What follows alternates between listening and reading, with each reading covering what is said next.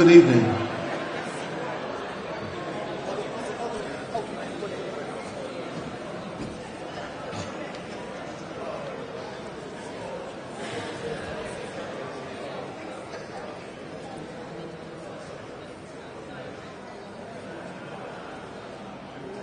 We're good?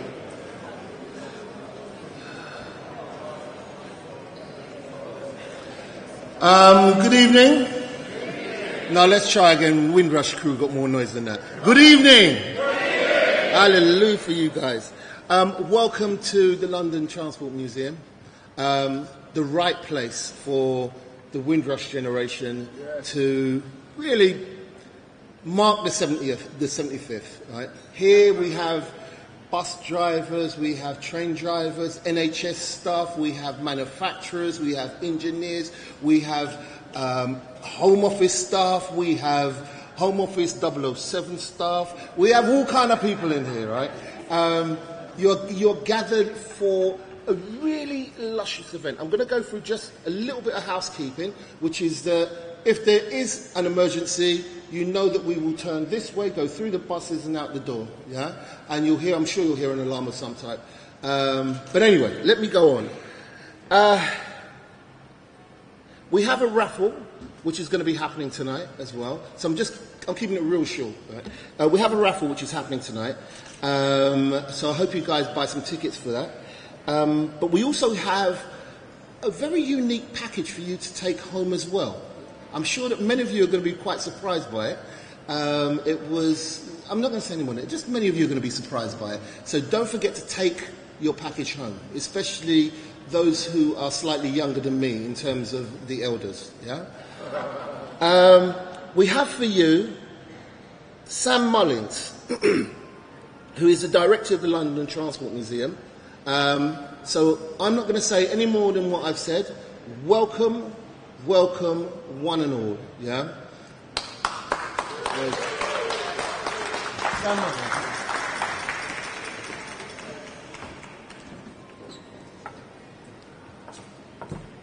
Well, welcome to London Transport Museum. It's great to have you all here. You've all walked through the Legacies exhibition on your way in, which we're very proud of, and which was produced by a group of people from the Caribbean community within TfL with us last year. So it's very much your story there, and I hope you enjoy that. At the opening last year, I was kind of wandering around, thinking about the speech I had to do, and as I was doing it, I heard somebody say to their partner, "Oh wow," she said, "who'd have thought you'd see our story here 20 years ago?"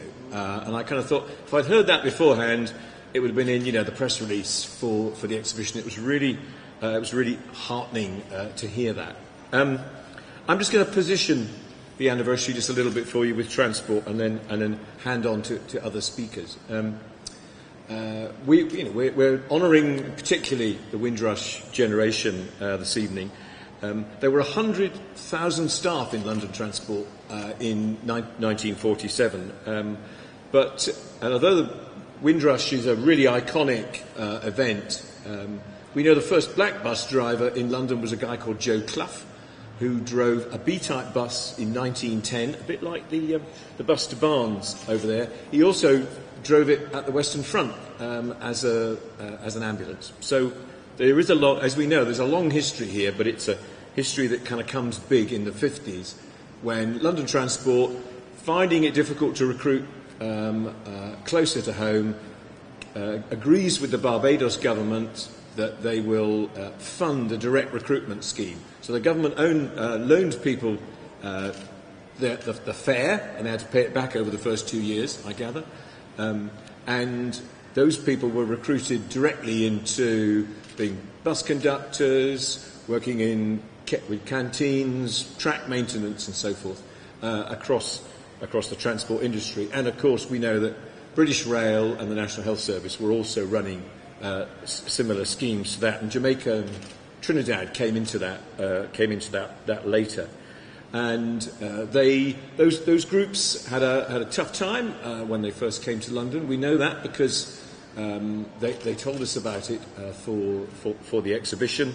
but they forged kind of new communities for London around church, around social clubs, and around sports. I once played for a museum cricket team, and we ran up against the Leicester City Engineers Department, who were all Caribbean, and they absolutely slaughtered us and really enjoyed doing it, I have to remember. It was one of my worst nights on the cricket field. There's one particular little bit of the story that I want to share with you before I hand on, but it's very kind of particular to us in this museum. 236 of the mostly guys who arrived on the Windrush in June 1948 were bused to Clapham South to hostel accommodation in a former deep tube shelter underneath the tube station. And we've got a marvellous interview recorded with a guy called John Richards, who might well be in the audience, and I'd love to meet him, but we've interviewed him in the past. And he talked about arriving in London. They had their breakfast in a tent on Clapham Common outside the tube shelter, with breakfast provided by the Women's Voluntary Service. And within 3 or 4 weeks, all 236 found jobs. And of course, jobs were the key to housing. And the local labour exchange in Brixton had a branch labour exchange deep underground in the deep shelter, where people were recruited. John Richards didn't use that route. He said he was walking around the common one evening, and someone came up to him, the two of them, and said, "You found work yet?" And he said, "No, we haven't." He said, "Come and work with me at British Rail." And he worked in Orpington for British Rail, maintaining trains for his career in British Rail. So we were delighted to be able to put the exhibition Legacies together last year. We think it's really important. This museum is about how transport shapes the city around us, and that's not just in terms of infrastructure, it's in terms of the wonderful vehicles you see around you, but it's also in terms of how it shapes the city socially and economically. And you guys know how significant that is to London's story. By 1968, there were 9,000 black staff in London Transport, most of whom I think had come by that direct route. So we're celebrating with the exhibition. We'll be up here for a year. We're doing a Friday late on the 14th of next month of July, with an organisation called the Making of Black Britain, which is led by Diane Louise Jordan, who some of you may remember from Blue Peter.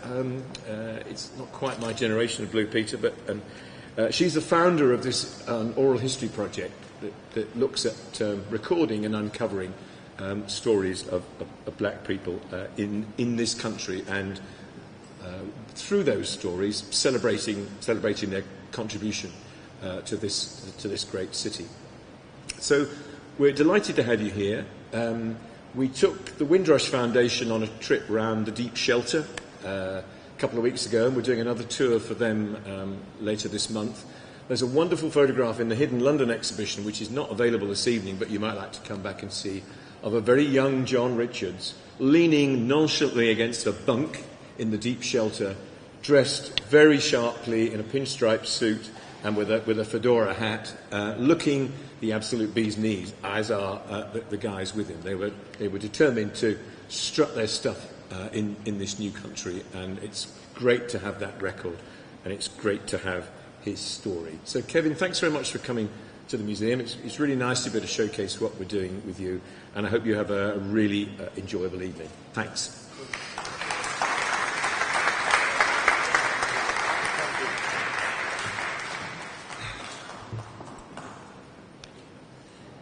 Okay. We are in the right space. We really are. I'm looking out here and I can see many faces that I know, some that I don't, but very warm ones, from family members to Miss Tull, whose dad was a bus driver, to Aunt Cynthia, Uncle Bertie, Keith, Aunt Pam, Harry Drakes, whose mum was one of the first of the Windrush. She's pictured in here. 75 years on. What a mark, what a landmark. And what trials and tribulations you guys have been through, ups and downs. We're the benefactors. We stand on the shoulders of absolute giants of bravery, massive bravery, of courage. I have been in this country now, I'm 23 years old, and plus VAT and tax. But yeah, I'm nearly 60, and I look on and I think of what my parents and what my aunts and what my uncles and my neighbours went through, and you guys, this is your time. This is your time. But let me not talk anymore. We have for you Dr. Navina Evans, Chief Workforce Training and Education Officer for none other than the NHS. So can we give her a round of applause, please? Dr. Navina.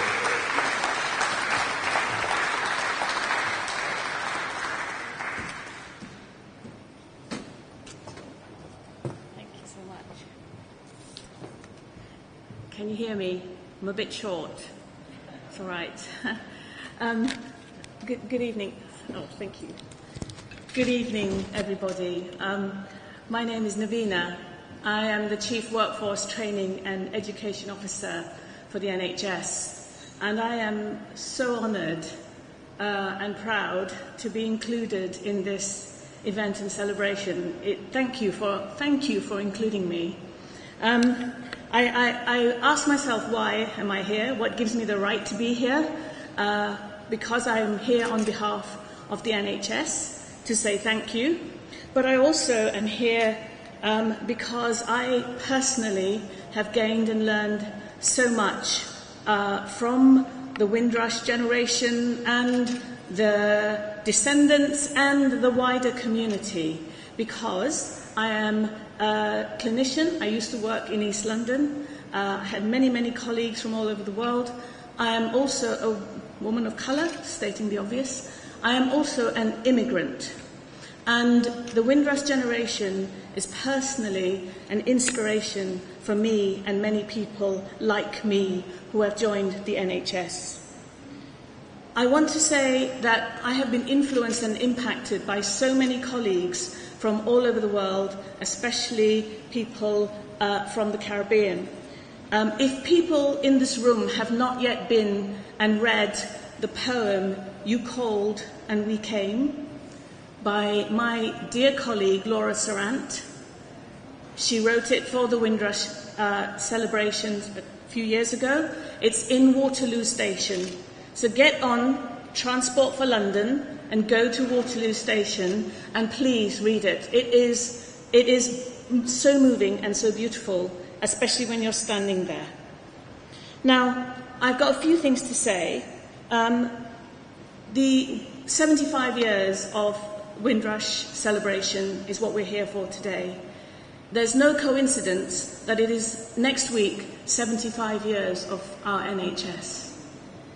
And the birth of the NHS and the success of the NHS would not have been possible without all those people, nurses, other staff, colleagues who came, as Laura said, you called and we came, to build what we have today is the NHS. It has its flaws, it has its problems, but it is a truly remarkable institution. Universal healthcare, free at the point of delivery for everyone. And it would not be possible for us to continue to do that without the diverse population, the diverse communities that work in the NHS. And so from the bottom of my heart, I want to say a massive thank you on behalf of the NHS.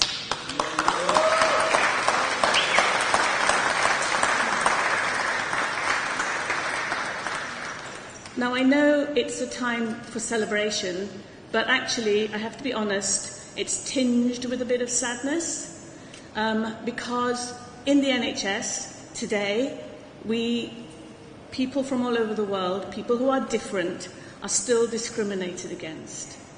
And that is in the treatments that we all receive, but also for our staff who give so much of themselves every day and actually suffer some really quite horrible experiences. And that is not right. And that cannot be something that we just sit back and that we don't struggle with. And it is a struggle. So we will continue to have to try to address discrimination in all of our systems and definitely in our NHS. It doesn't make me proud, but it is something we must acknowledge. So I'm actually also here to ask you for your help in making us face up to how we need to change things in our own system, because by making it better for our staff, we make it better for the people we serve. Now, I want to end what I'm going to say by actually bringing us back to the joy of this event and the joy of it being connected with the 75th birthday of the NHS next week. When I think about, I don't know what it was like at the time coming on that ship, and making that journey and taking that voyage, and also for all the other people who have come ever since and continue to come to support our NHS. But there are a few things that I want for myself and my colleagues to remember and learn. What do we learn from the Windrush generation? We learn how to be strong. We learn how to be resilient. We learn how to have hope. We learn how to have pride in what we do. We learn how to deliver what we do for a common purpose. We learn how to serve. We learn how to do so with dignity. And most of all, we learn how to continue to give up our best in the face of adversity. So I am so pleased and proud to be part of this celebration. Thank you once again, and I hope that we continue to have a lovely evening today. Thank you.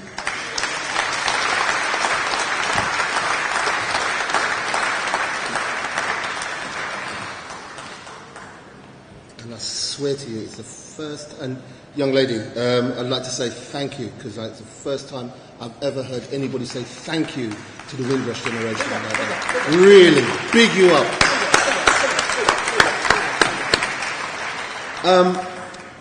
We've got a little bit of time, so what we're going to do, we're going to take a mini break, and Sam's going to play some music. You're going to quite like the music that's playing.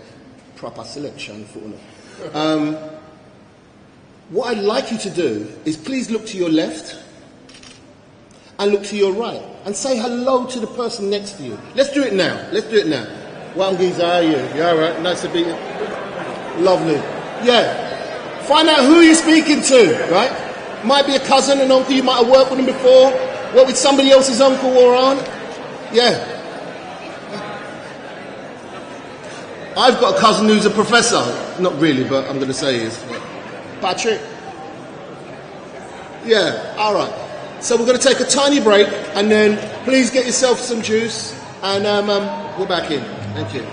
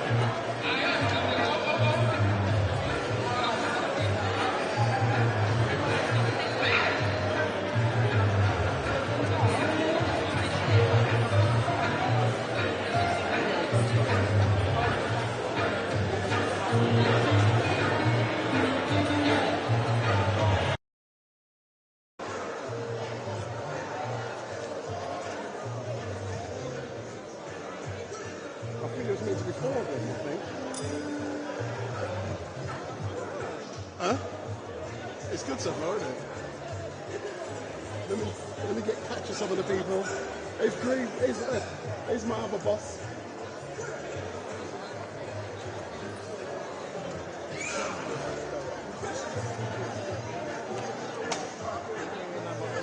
Not even butter.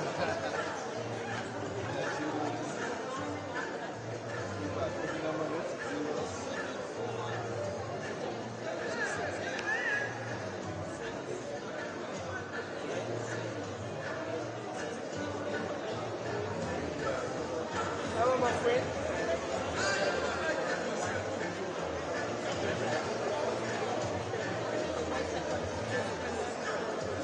Yeah. Okay, shall I do that after this movie?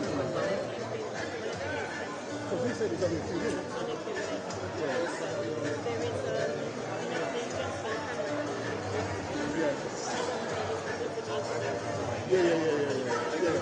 No, because he came back to me. I will probably be doing it there. Or should I go 2 short ones first? No problem. Yeah.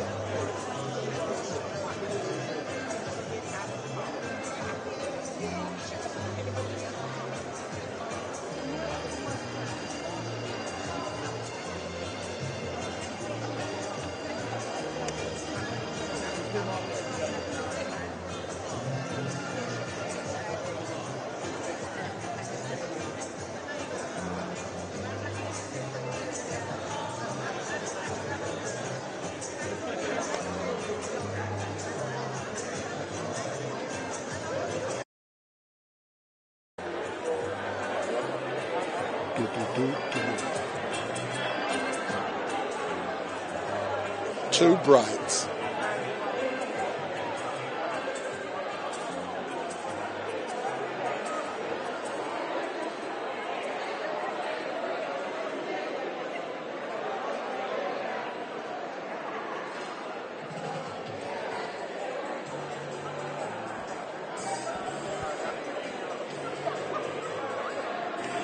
I'm just going to pull this too bright.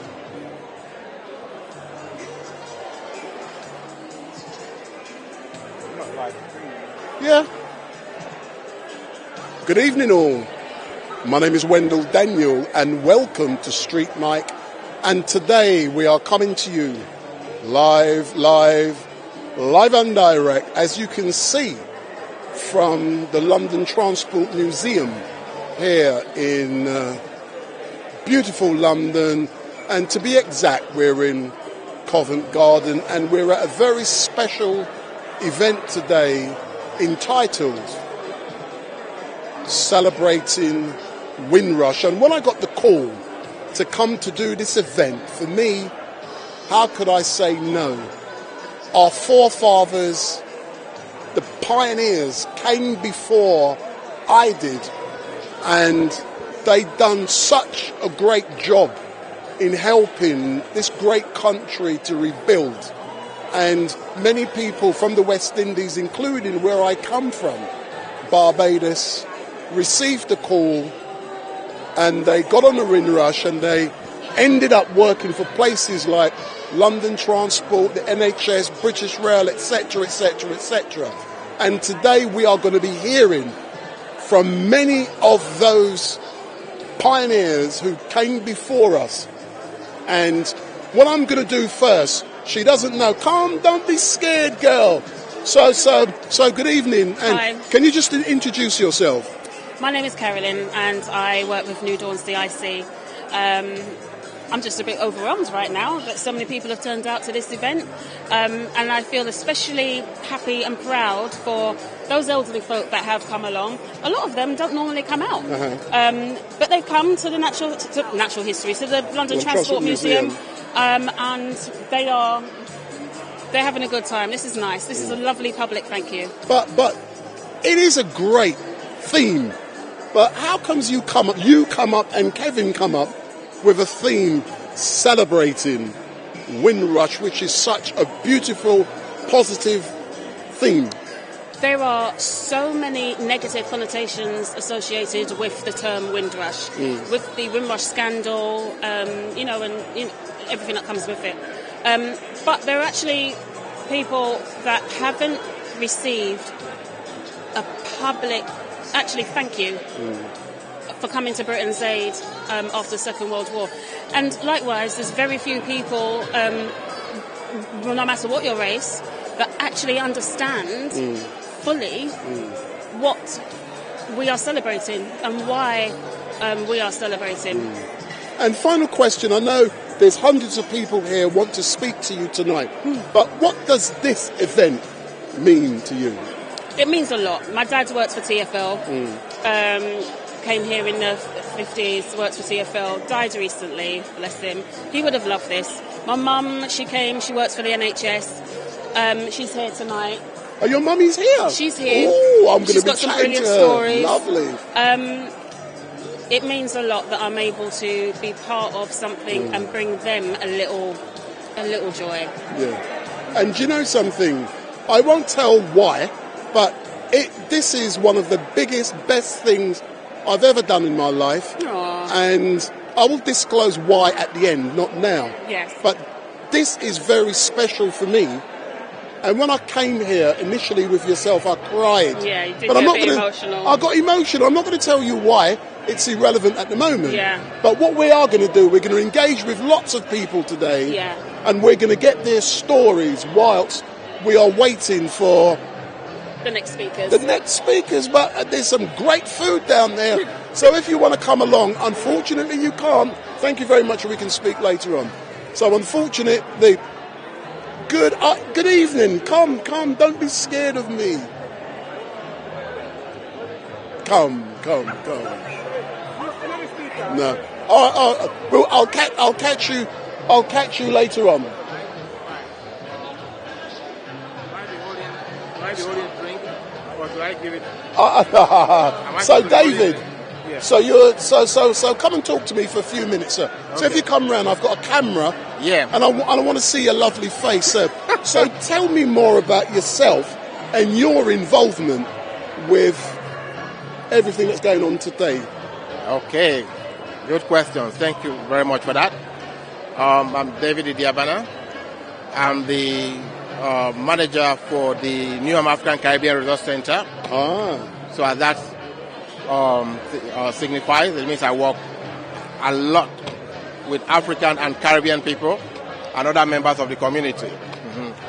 So for me, Windrush has been something that has been part of us.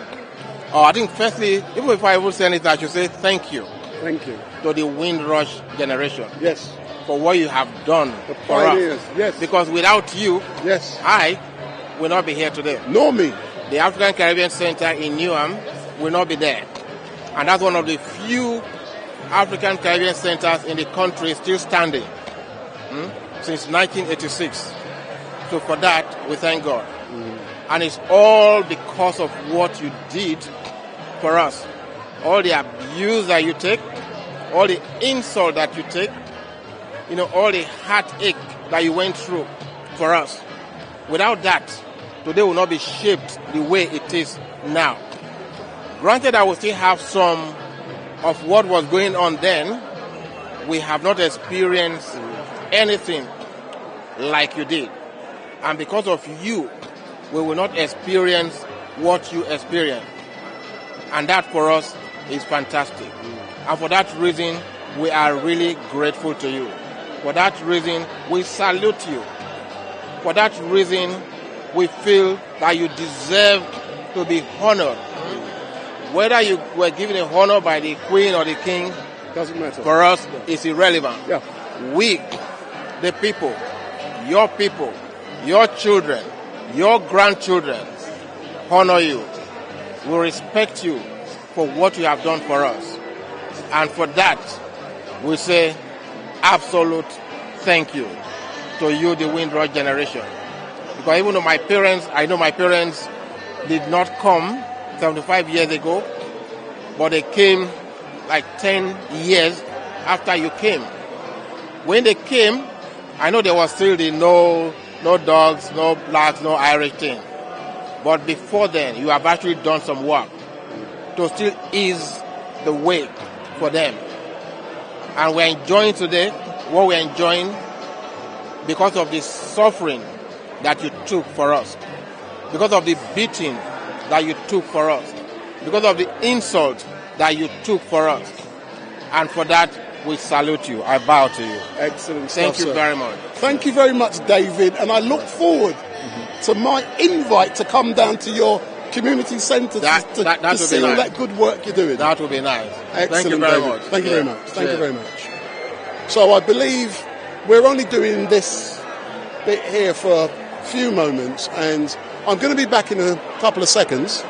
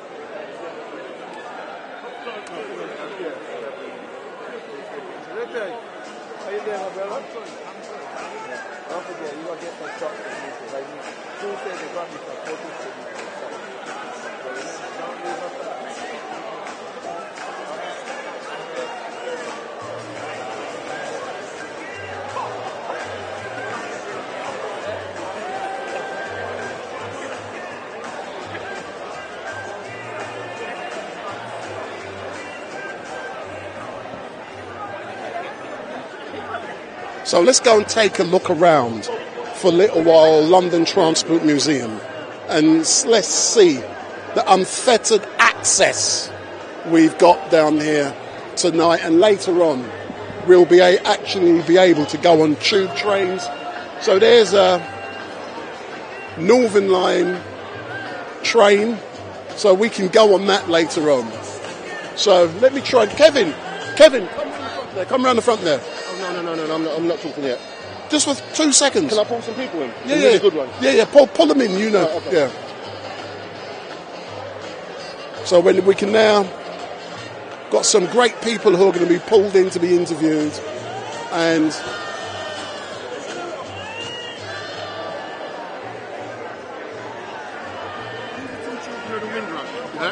excellent stuff. But they're really interesting because one... Hold on, I need to hear the sound. Oh, well, they'll tell you. You can tell me.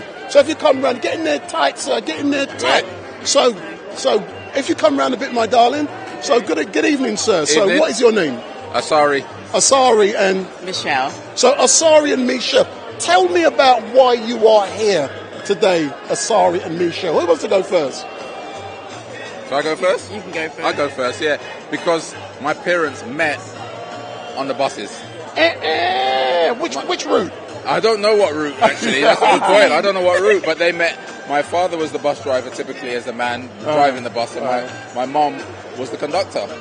And they used to do routes together and have all the sort of drama and different things going on, you know. So they couldn't work out what my mum was, because she's very light-skinned, so they couldn't work her out, but they knew she was from foreign, so the Dominican accent, so they had a bit of trouble with her, they couldn't work her out.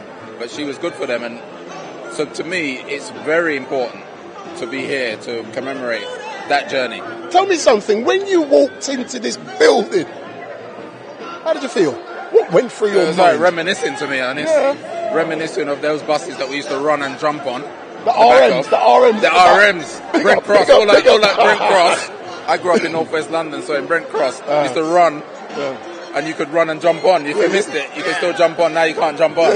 You can run and get it. Even though they didn't want you to jump on, but they couldn't stop us. So why am I here?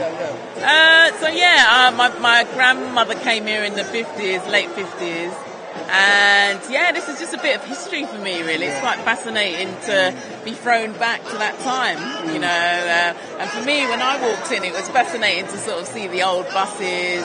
And it's just nice to sort of see our grandparents' generation acknowledged for their contributions, you know. So yeah, it's been Can I say something? Very heartwarming. It was heartwarming when I walked in here 2 weeks ago initially. I'm not going to disclose why.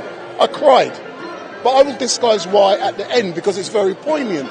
But to be here today with so many great people, it is so wonderful. But why, you know, what's your view of the Celebrating Windrush and a very positive theme?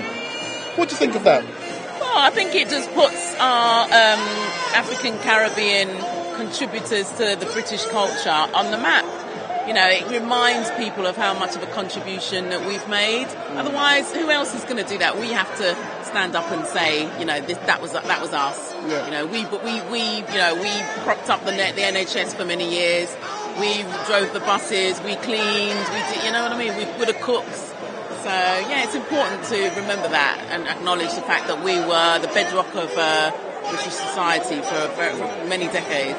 And what do you hope to achieve from this event tonight? I don't know, a bit of history, I think. Just education around, it's probably a lot I don't know about that time, so yeah. Are you enjoying it so far? Yes, definitely. It's nice looking around and seeing all these people that could easily be my grandmother, or, you know, it's nice. I don't have my grandparents anymore, so it's quite nice to look around and make me smile. But there's another bit I think needs to be told, is the infill, what I call the infill, because I pick up this leaflet about Unison Black Workers.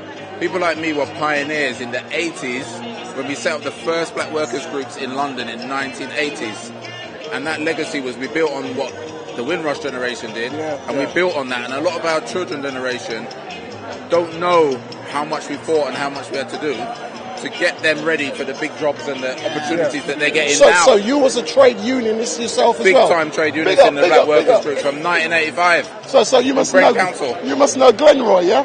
Watson. Yep, no Big Glenroy up, Watson. big up, Yeah, big yeah, up. yeah, yeah. I don't know no one. Yeah, I know Glenroy Watson. Yeah, Glenroy Watson. RMT, innit? He knows him. He knows him. But look, he's sweating. He's working so hard. So I'm taking you away from here, right? So I have to, I'm going to move him around. Can I take you over to this side? Yeah, yeah. Right, no Thanks a problem. lot, sir. Thank Yeah. you. Thanks a Thank lot. you very much.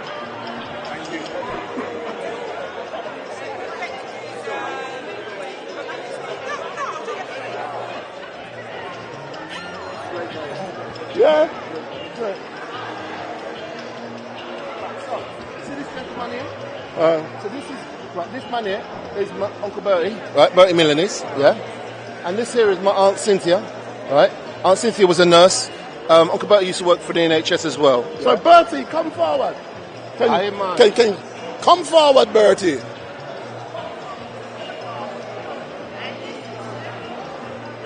So we're now going to be interviewing a few people to get their story about what it was like when they joined. So if this is the first time you're watching Street Mike, don't forget, you can hit the subscribe button, and from this, a film will be made. So if you step back a bit, sir, back a bit. No, come near me. Oh yeah, so what do you mean? Bertie, come here, come back, come back, Bertie, come back a bit more, a bit. So when you chat, look at me. So Bertie, I'm told you used to work for the NHS. No. Who did you work for when you first arrived? I work at a bakery. Ah. So what is your involvement with here today, this event? Well, I was asked to come and pay my respect.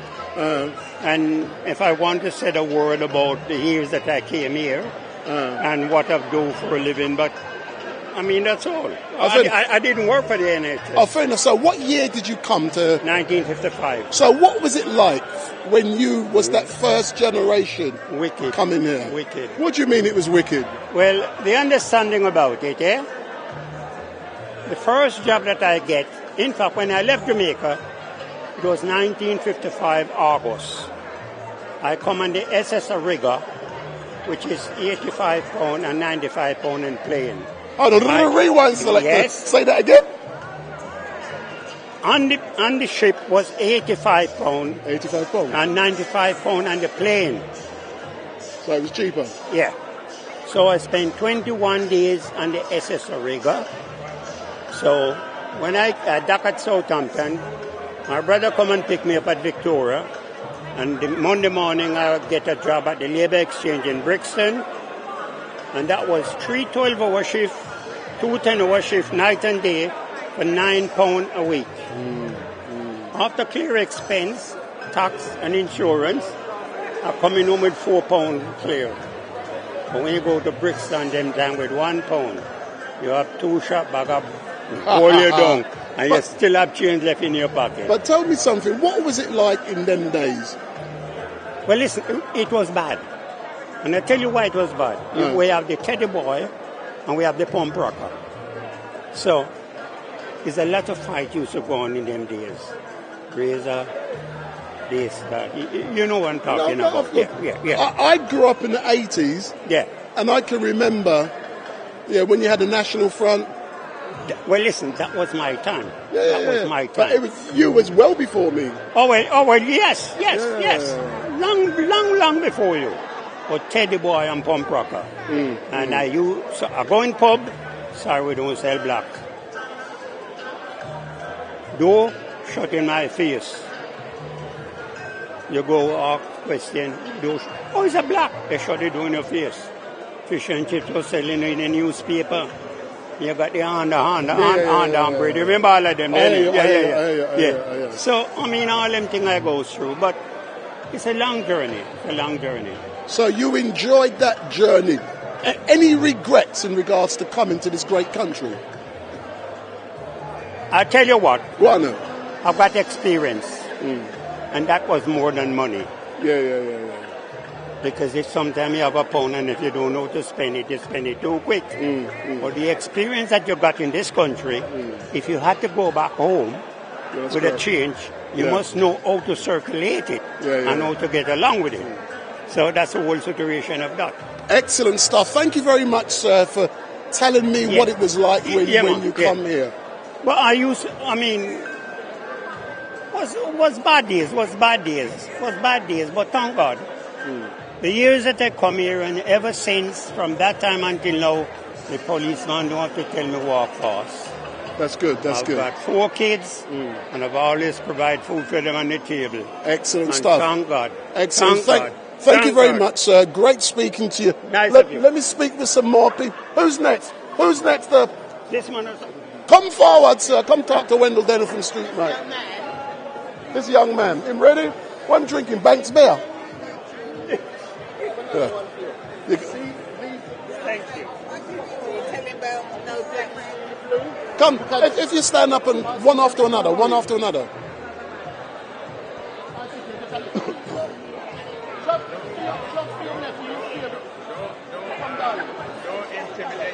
So for those of you who are watching, we are currently at London Transport Museum in Covent Garden for a Celebrating Windrush event, and it is so great to be down here. So what we are going to be doing now is going to be interviewing some of those pioneers who came to this great country so many years ago, and they worked in various different industries. So I'm now talking to Cynthia. Yes, you're talking to Cynthia. So good afternoon. Let me pull the camera around a bit more. So Cynthia. Yes. Are you enjoying London Transport Museum today? Yes, I am. So you tell me, why did you decide to come here tonight to be with so many great people? Well, the reason why I come here tonight is to hear about the past and the present. About the days when we came here. It was very rough. Very, very bad days. And it was rough them days. And we went through quite a lot, but we're still surviving now. And I'm so glad that there are little changes now. Not a great lot, because we went through a lot. There was a lot of snow when we came here. It was cold. It was very cold. And where did you come from originally? Jamaica. So your toes used to freeze? Yes, when I used to work in the hospital, and when we finished work at night late, we remember one night we were coming home, and this other nurse and myself, she had on a pair of winter boots. She held on to my arm. We were crossing the road. It's snowing, but the snow set on the road. And then she went down. We were crossing. She held on to my arm, and instead of she go down, she slipped. But instead of she go down, she pulled me down, and I was flat on my back in the middle of the road. And I was out. I was like, didn't know where I am. I didn't know anything about it. The only thing, when I opened my eyes, there was a tall white man stood looking at me, and he helped her to lift me up, and he said, when you go home, set the bath and go in there and have a good soul. And if it wasn't for that white man, maybe I would be here now. Because if cars was coming or buses, I'd be a dead person in the road. Yeah.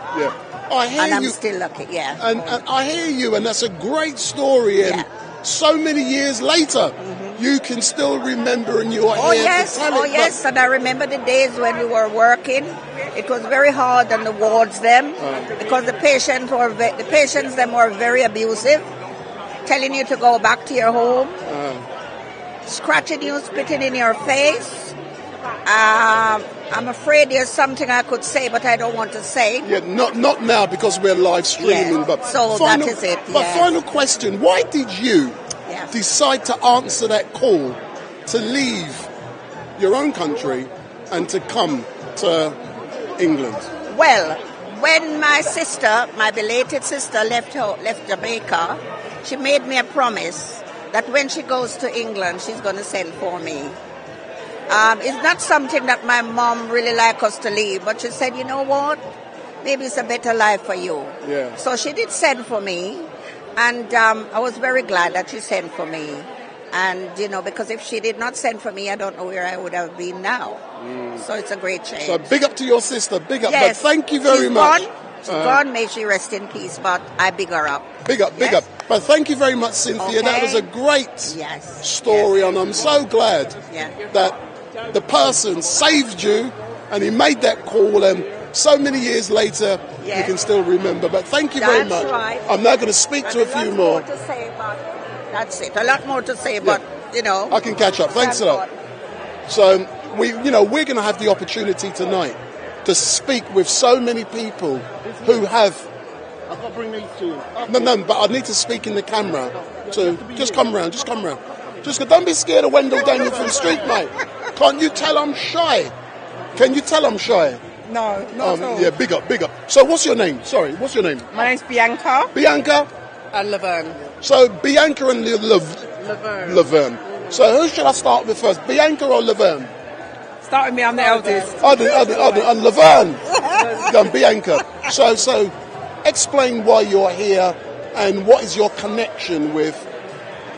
Right, we are here to help celebrate 75 years of the Windrush generation. And also we're part, my dad has had a shop for 36 years in Forest Gate called Wenties. 20s? Wenties. In Forest Gate. Oh my God, and what does it sell? Upton Lane.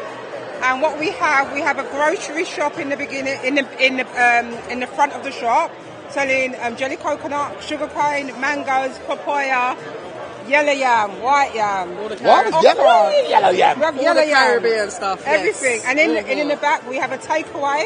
Yeah, you sell cuckoo and saltfish? No. We sell ackee and We do ackee and saltfish. Yeah, so we are here to kind of represent Dad because he's been in the industry, serving the community of Forest Gate for 36 years consistently.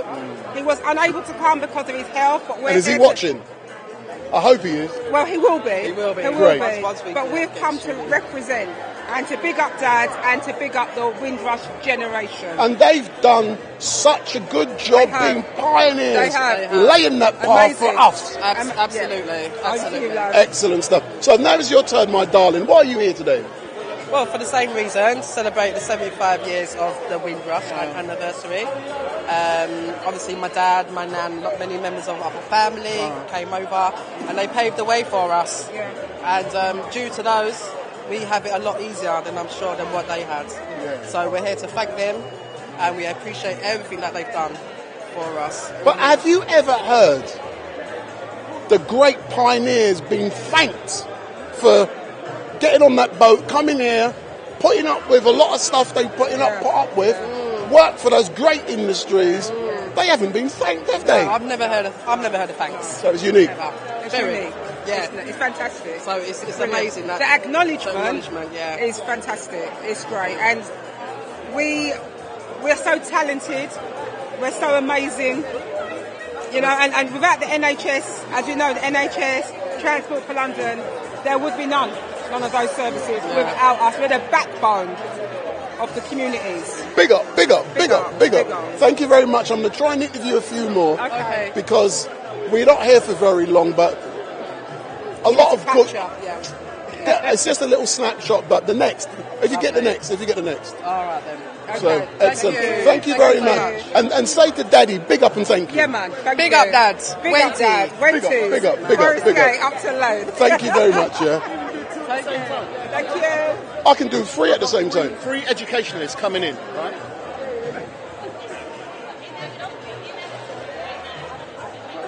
So what we are going to be doing, we're going to be going through a number of great pioneers.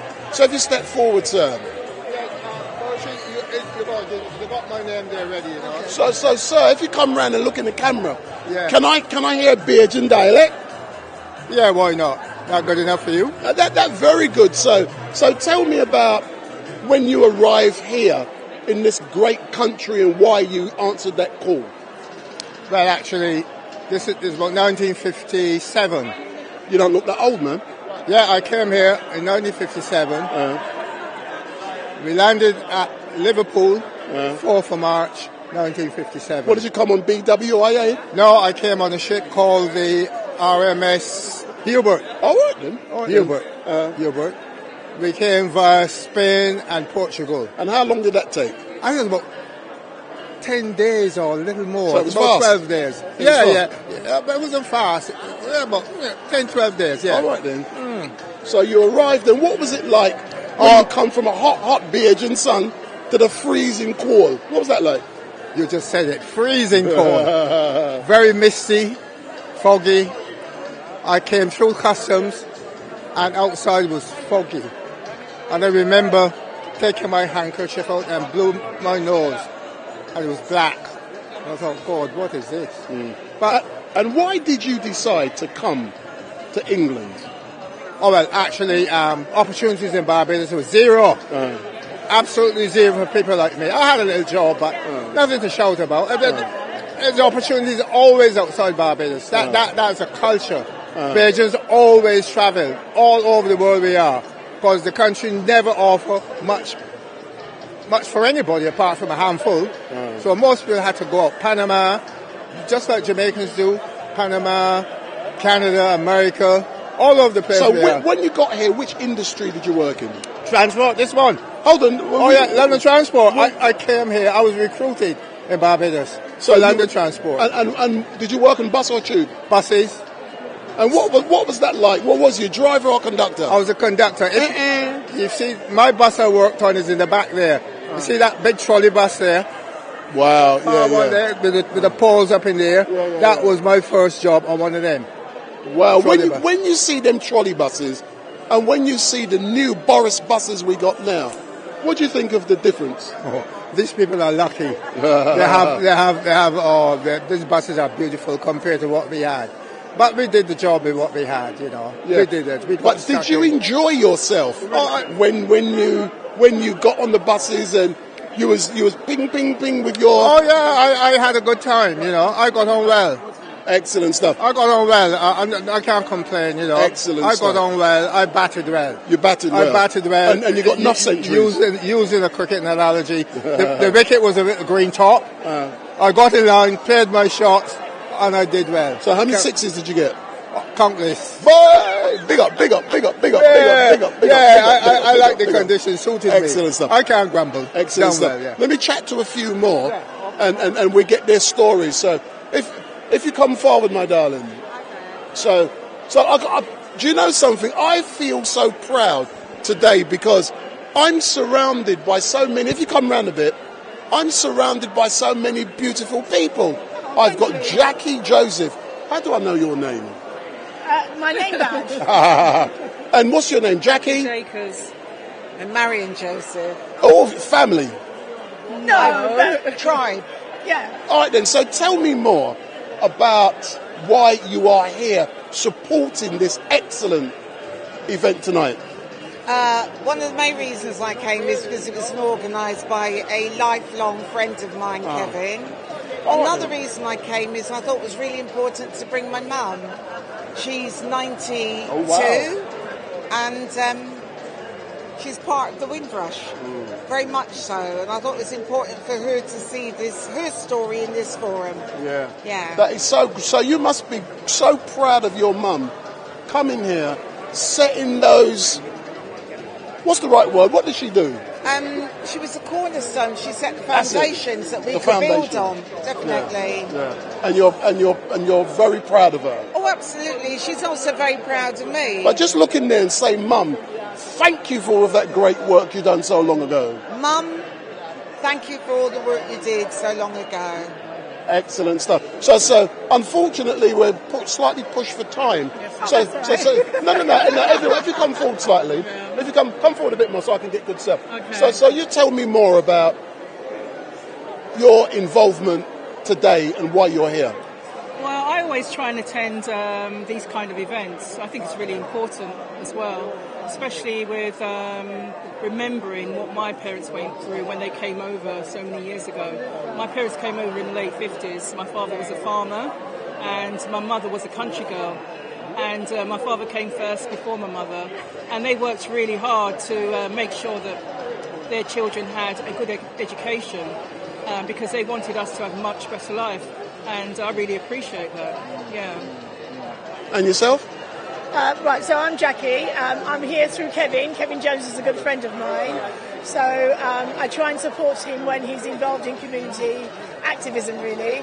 But yeah, like these two ladies, education in my household was very, very important. I was one of 6 children. I was lucky enough to go to the local grammar school, and from there my parents just kind of pushed me, I was the first person in my family to go to university. I didn't know how to go to university. I didn't know how to apply for a grant.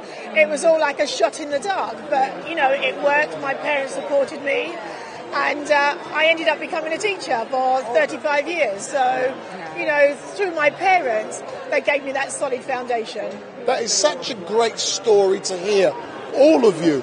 And I'm so proud of that, those foundations that were set by the pioneers who came before us. And, in closing, just say something to them like, thank you for all of that great work. Oh, what can you say? I mean, I've got so much to be grateful for, so much. Thank you. But is it not unusual for people to be hearing such a great... Let's recognise the great work of the pioneers. Let's thank them, because normally it's a negative. Yeah. I mean, in our household, it was the norm.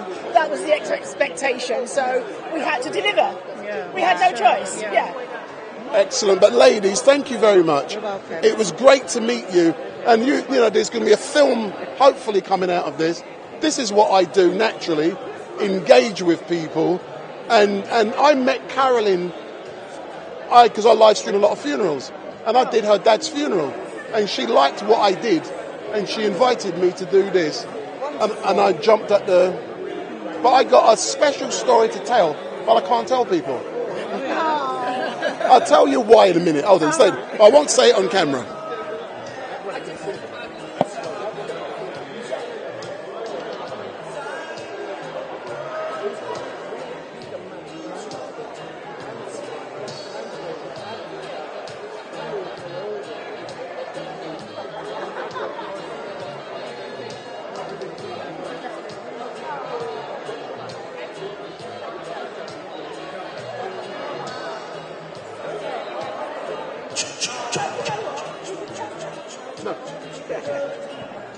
Because people online don't know. Thank you anyway.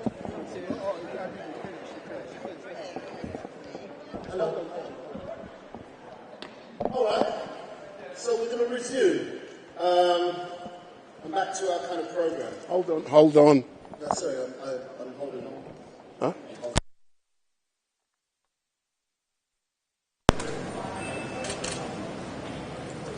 Are we good? Yeah? Okay, welcome back. Did you meet people who were sat next to you? Have you crossed the room, any of you? Yeah. Or have you just sat down? Because I have a community champion who's been looking on and saying that people just sitting down and they're not really crossing the room, not really engaging. We've got this man here who wants to record some of your stories, some of your tales, some of the things that have happened, right? I've just recently pulled together some of the people who represent the Windrush children in terms of those who are born in this country who are in education. They just recently spoke to camera. I've met people whose parents met on the bus. Interesting. I've met all kind of bods and whatever else. We're in the right place. Yeah. I'm just going to bring on the community champion, right, for Morrison's. Rosie's just going to have a quick word with you guys. It's really, really tiny, right? But it's just about getting to know one another. Come on, Rose. Bring up Rose.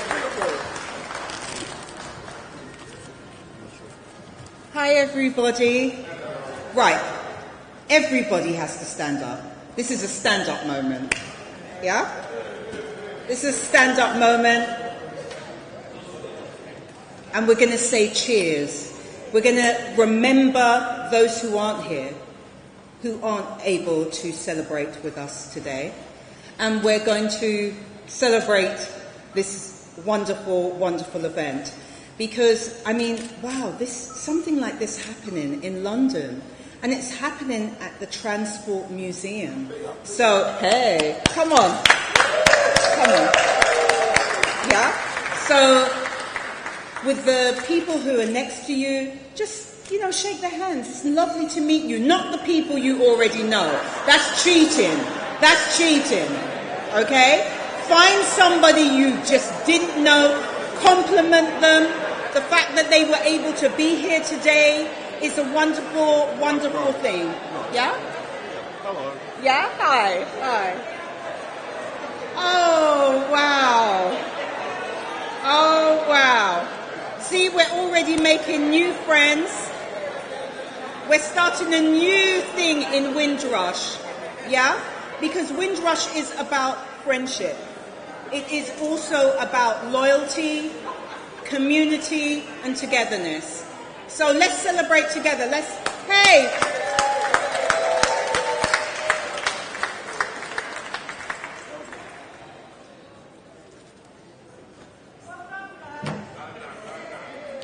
Thanks to Rose, yeah. Love you, Rose, thank you. Right. So we're coming back to our program, yeah? It's good that you guys are meeting, right? Some for the second time, some never met before, but you guys are meeting again. We have somebody who's really important here, who's here to represent an organisation that many of you come from. There are two key organisations which kind of stand for the Windrush generation. One is NHS and the other is something else, right? The building that we're in. So without any messing about, I'd like to ask Fiona Brunskill, who's the Chief People's Officer for Transport for London. There you go.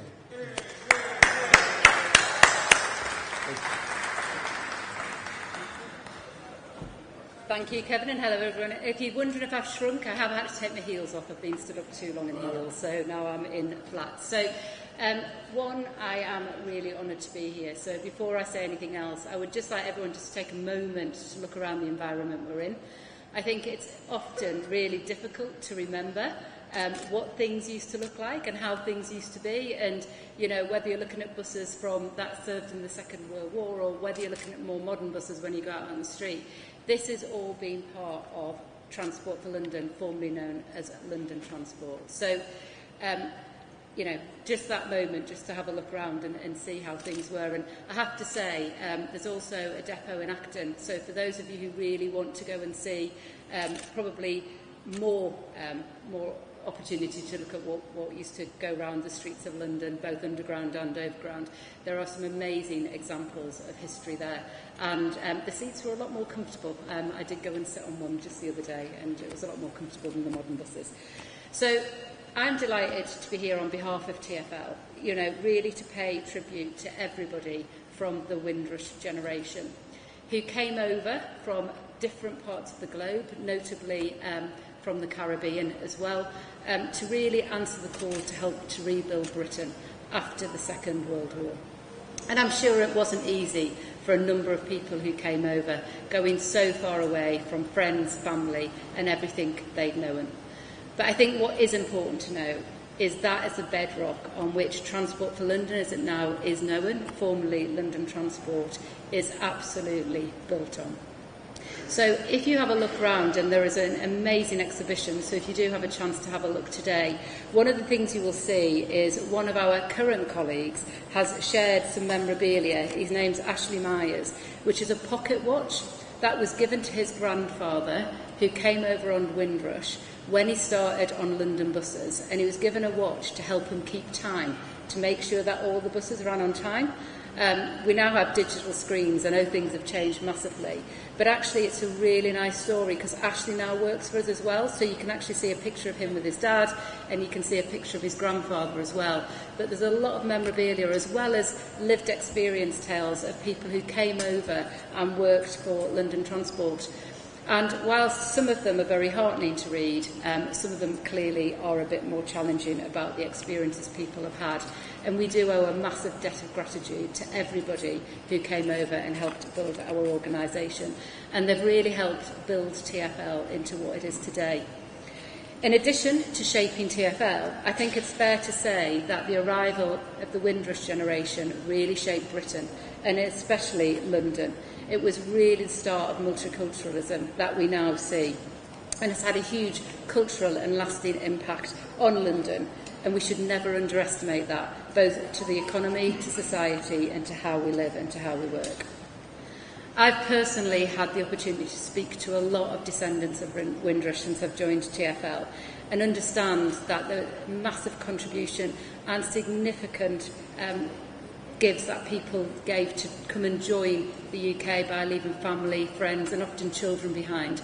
And children who were left behind who've subsequently come, the damage and impact that that must have had for some people would have been really hard. And it's really learning about that pioneering spirit, the inspirational stories, but also the lived experiences that help us work forward as we move forward within TFL. I genuinely believe London is a richer society for everything that everybody did by coming and helping to support to rebuild our transport. I can only imagine the courage needed to make a trip, leaving everything behind that you knew, to come to a country in a new job. And arriving in England all those years ago, it wouldn't have just been the coldness of the weather that some people would have felt. It would have been hostility, the fact that people had to take basic unskilled work at times that didn't match their skills, knowledge and experience, and reprehensibly really facing open hostility and racism that still continues in pockets of our society today, which is something that we all have a duty to eradicate as we move forward as a society. As an organisation, we fully recognise the contribution made by this generation and their descendants. The different ideas and perspectives that have been brought still thrive, from whether or not we've managed to have far better cuisine than what I think traditionally would have just been the British offering. And I know, coming from the northeast of England, sometimes it still is 2 veg and a piece of meat. The fact that we now have an opportunity to really expand knowledge and growth. But also, and I think this is what's really important, the fact that people continue and are open to share their lived experiences with us, so that we can really build a fairer organisation and hopefully a fairer society. Only today we have launched our new diversity and inclusion strategy named Action on Inclusion across TFL. This is simply put about creating an inclusive workplace where everyone can thrive, everyone can achieve their ambitions, and everyone can feel like they belong, regardless of their background, regardless of their lived experience, and regardless of their history. We are committing that everybody will be able to achieve their ambitions and feel included within our organisation. We've created this to put in place steps. We've created this to make sure that we've got actions, and we know that actions mean more than words, so it's really important that we deliver on this. And we've put a document in the public domain where everyone will be able to hold us accountable. This will hopefully help us address some of the structural barriers that still exist within our organisation that create inequality and stop any individual being able to develop as they wish. Our ultimate aim is to have a workforce that truly reflects the diverse city that we served. So, in closing, I am very aware that everything we do today is only possible because of the contributions of previous generations. I really do hope that everybody here enjoys the event. I hope everyone enjoys being surrounded by the history, especially the history that some people would have seen for the first time when they got off the boat in Tilbury, got on a bus, and some of those buses are still available for people to go and experience today. You can go on them, just there is a high step, and somebody did remark to me, I can't remember how I got on and off these buses quite so easily when I was younger, but I think we all had better knees at that point. So I would just like to close by saying a thank you. And, you know, if anybody wants to come and talk to me this evening about anything that they feel could help us improve our organisation as we move forward, please feel free to do so.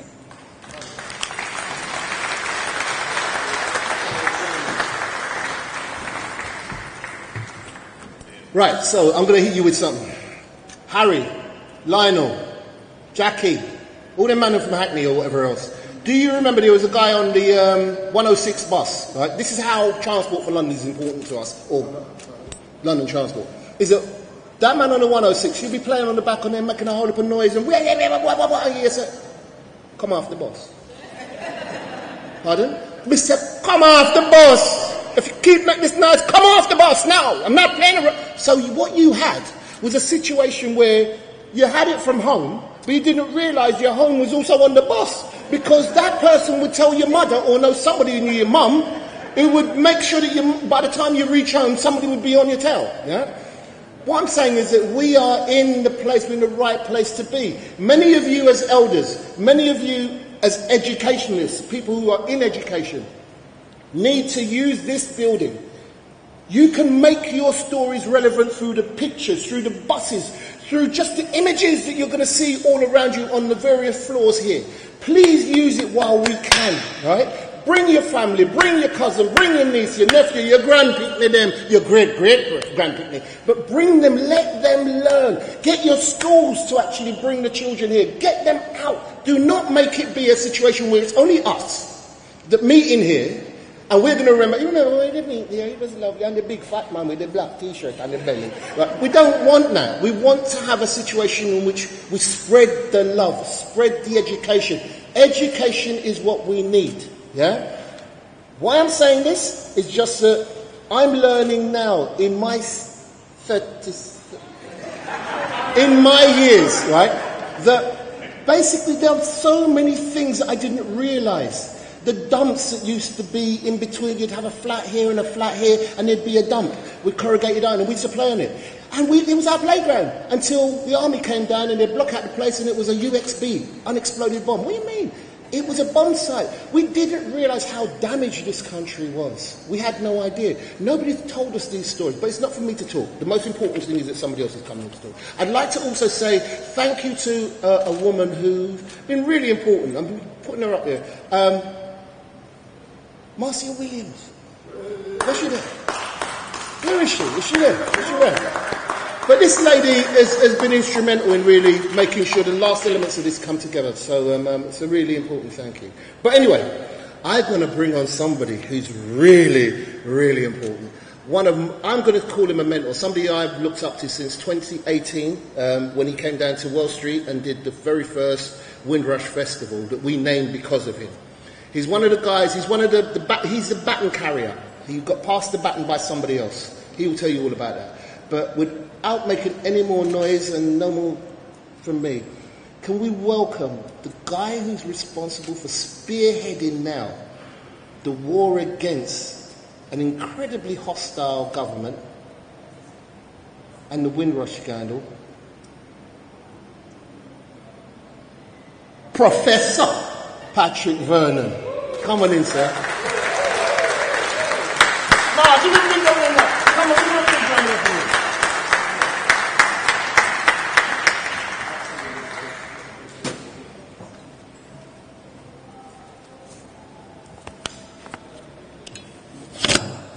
Good evening, everyone. I can't hear you. Good evening, everyone.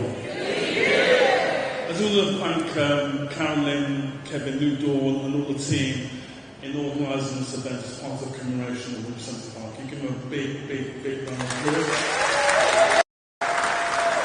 I think, is everyone happy here? Okay, just checking.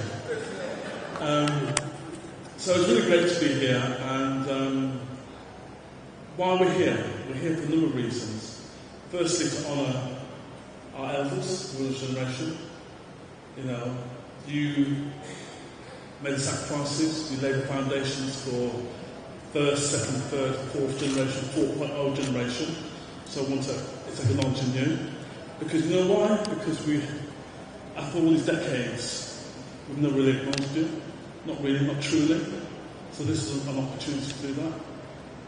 We're also here for recognising organisations like Transport for London, the NHS, manufacturing companies, retail companies that we work for. There's still got a long way to go around diversity and inclusion, we know that. But at the same time, you know, they're a part of our history as well.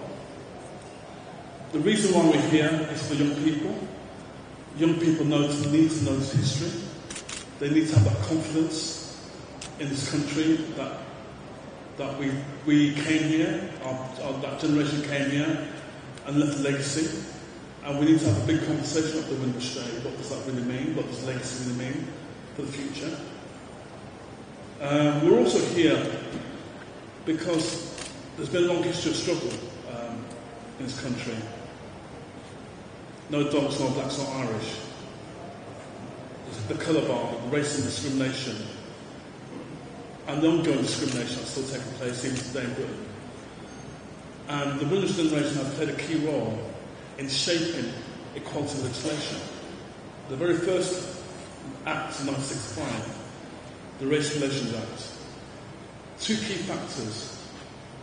Ironically, we're in the Transport Museum, but in Bristol, back in 1964, you had Paul Stevenson and Roy Hackett organised an economic boycott against the Bristol Omnibus Company because they had a colour bar policy. Unlike what was happening here in London, in Bristol they had a colour bar policy where they were discriminating against black and Asian people working on the buses. They were influenced by Rosa Parks. They organised an effective economic boycott which forced the company to change its policies. And then at the same time in London, and one of my heroes, who passed away at the age of 92, over 18 months ago, Dame Jocelyn Barrow. You've heard of Dame Jocelyn Barrow? She came to Britain from Trinidad. She was a teacher, she was really qualified as a teacher in Trinidad. And she was doing teaching, and she got involved as a young black woman, as an activist. And she tells me the story of, in 1964, where they're in a hotel in Russell Square, not far from here. And guess who's in the room with them? Martin Luther King. Martin Luther King was on his way to Oslo to pick up the Nobel Peace Prize for all the great deeds he was doing around the civil rights movement in America. So he did a stopover, he was in London, and there were black activists, Asian activists, white allies in this room, and Martin Luther King said to them, this is a strategy that we did on non-violence, this is how we worked with the Kennedys, this is how we mobilised African Americans all around across America, and this is how we worked on allyship. They were so impressed, I mean, who would be impressed, especially Martin Luther King in the room? They formed their own organisation, a campaign against racial discrimination. So what was happening in Bristol and what was happening with this organisation played a key role in shaping and lobbying and influencing parliamentarians for the first legislation in 1965. We had legislation in 1968, 1976, and then with the murder of Stephen Lawrence in 1993, again, part of the history of the Windrush generation, Neville and Doreen Lawrence, campaigned, and we had laws. So, and that has an influence, not just race relations laws, it's influenced all aspects of laws around equality, diversity, inclusion. That is down to the Windrush generation. Give a round of applause for that. That's really important. This history is not really been documented. There's a lot to say, and there's limited time. I got involved around the whole stuff around campaigning around National Windrush Day many years ago. Actually, the founder of Windrush Day was the late Sam King. Sam King from Jamaica. Any Jamaicans in the house? I thought there would be. And he served in the Second World War, like with the other 15,000 men and women that came from the Caribbean. He went back, he got demobbed, went back to Jamaica, and then when he saw the advert, £28.10, which is roughly about £700, taking account passenger to air, so that's marketing stuff. Everyone sold their cattle. But remember, you have to bear in mind that there were ships that came before Windrush, ships came after Windrush, and actually the vast majority of people came by planes. Who came on a BOAC flight? Anyone? BOAC flights? Remember those flights? Kevin, you remember those flights? It's like about day. And Sam came on the Windrush ship, and then he kept a notebook, kept in contact with quite a few of the passengers, and he started to organise Windrush events in the 1980s. Anyone from Ealing? Anyone from Ealing? West London? Eric and Jessica Huntley, they were organising Windrush events in Ealing in the 80s. And then they were organising similar events in Birmingham. So Windrush Day was already a community thing already, because we were organising those events. How I got involved was I recognised that after the 60th anniversary of Windrush, there was no national recognition of the contribution of our elders. no recognition of anywhere, to be quite honest. And after I made a documentary called From Timeline, I worked with a whole range of people. I worked with Sundar Katwalian, Chief Executive of British Futures, and many other organisations to start a national campaign for National Windrush Day. And for years we were lobbying politicians, we organised letters in the Times newspaper, we had debates, and there were debates in Parliament, early day motion debates, no real traction at all. I remember politicians saying to me, Patrick, it's a nice idea to have a National Windrush Day, but it's not going to happen in your lifetime. But we were still determined. But unfortunately, or fortunately, depending on how you want to see it, with the Windrush scandal in 2018, and when the government put the hand up and said we treated the Windrush generation accordingly, that's when they adopted Windrush Day. And so this is quite important, this history. It's not the government's Windrush Day, it's our Windrush Day. And that's really important, because it's one of the few opportunities to acknowledge our history and contribution. So the last 12 months have been really important, because again, we've worked really hard. We've worked with over 500 organisations up and down the country, in England, in Northern Ireland, Scotland and Wales, to say to people, what are you doing around the 70th anniversary of Windrush? And you've probably seen so much stuff in the media and everywhere. That is, I have to say, that's down to the team of the network, people involved in the Windrush 75 network, which New Dawn's a member of. And we've been able to mobilise the media, mobilise the public to honour the contribution to the generation. This is really, really important, because if we didn't do it, there'll be no recognition, there'll be no acknowledgements, and all the things that you've seen around stamps, coins, portraits, exhibitions, you name it, would it still exist? I'm not quite sure. So, in closing, it sounds a bit solemn. It is solemn because we've still got a long way to go around recognition.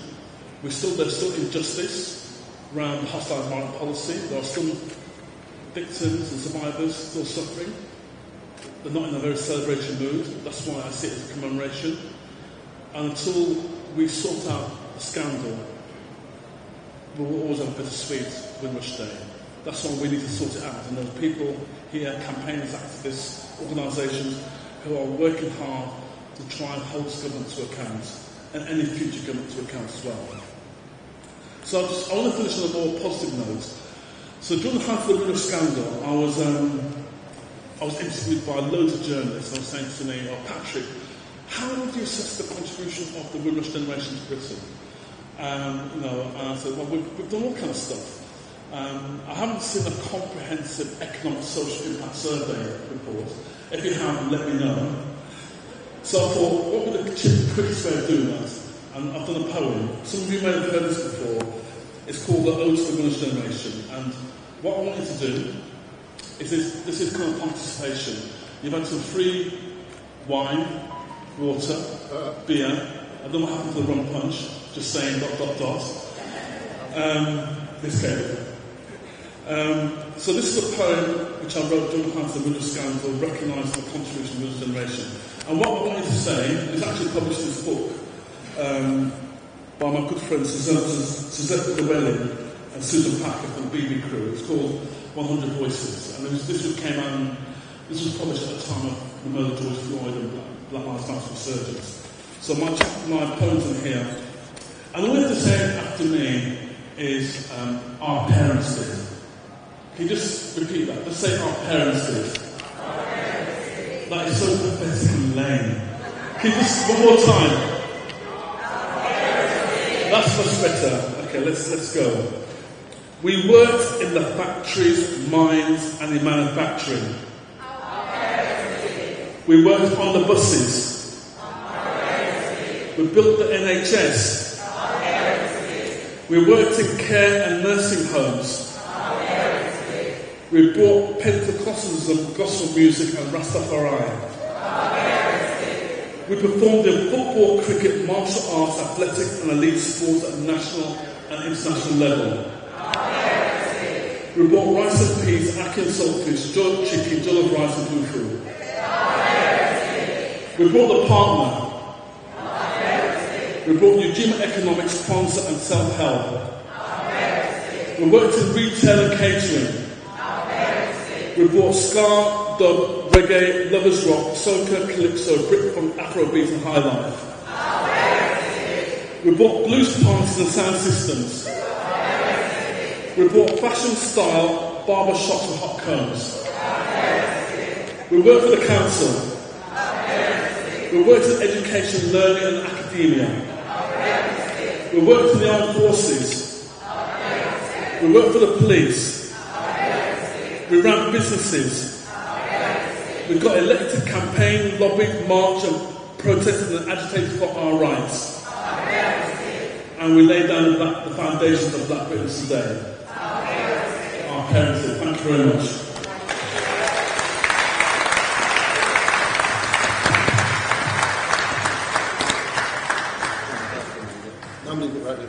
Okay. Professor Patrick Vernon. Really, give him a big round of applause again. Honestly. Thank you. Can I just say you're going to get a little piece of music? Could the man, Mr. Tobago? Mr. Tobago? Could you come over here and do your thing? Sam's coming down to sort out some other bits and bobs. I tell you what, oh my gosh. Patrick, man, come, this is me and you. Come on, we do this together. We did it last year. Right, okay. I'm gonna pull out all the boring things, and you have that one. Right, this one. Right. Not yet. Right, we've got in our bag. We've got a little bit about this organisation called New Dawn. We've got a little bit about unison, right, which is important to most people, right, especially Caribbean people who have and born in this country, who have joined it, etc. Whatever organisations you're part of. But in there, Patrick, can you tell them what's in there? Okay, so from the Royal Mint, this is a commemorative coin to do with Windows 75. This is going to be a collector's item in the future, by the way. So everyone's got one of these? Everyone's got one of these. One. Yeah? But don't go to the corner shop with it. It's a collector's item. Wicked. Yeah, lovely. Okay. Tobago, are you alright? Wait. Mr. Tobago?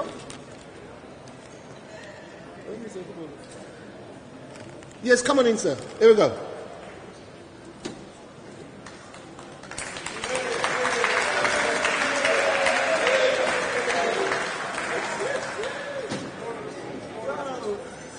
There you go. I'm going to bring it down here. I'm going to bring it all down here. Can you get back a little bit? Yeah. If you come this way, sir, because we're going to do it from here. I'm going to bring it down. I'm going to bring the light forward as well. All right. No better, yeah?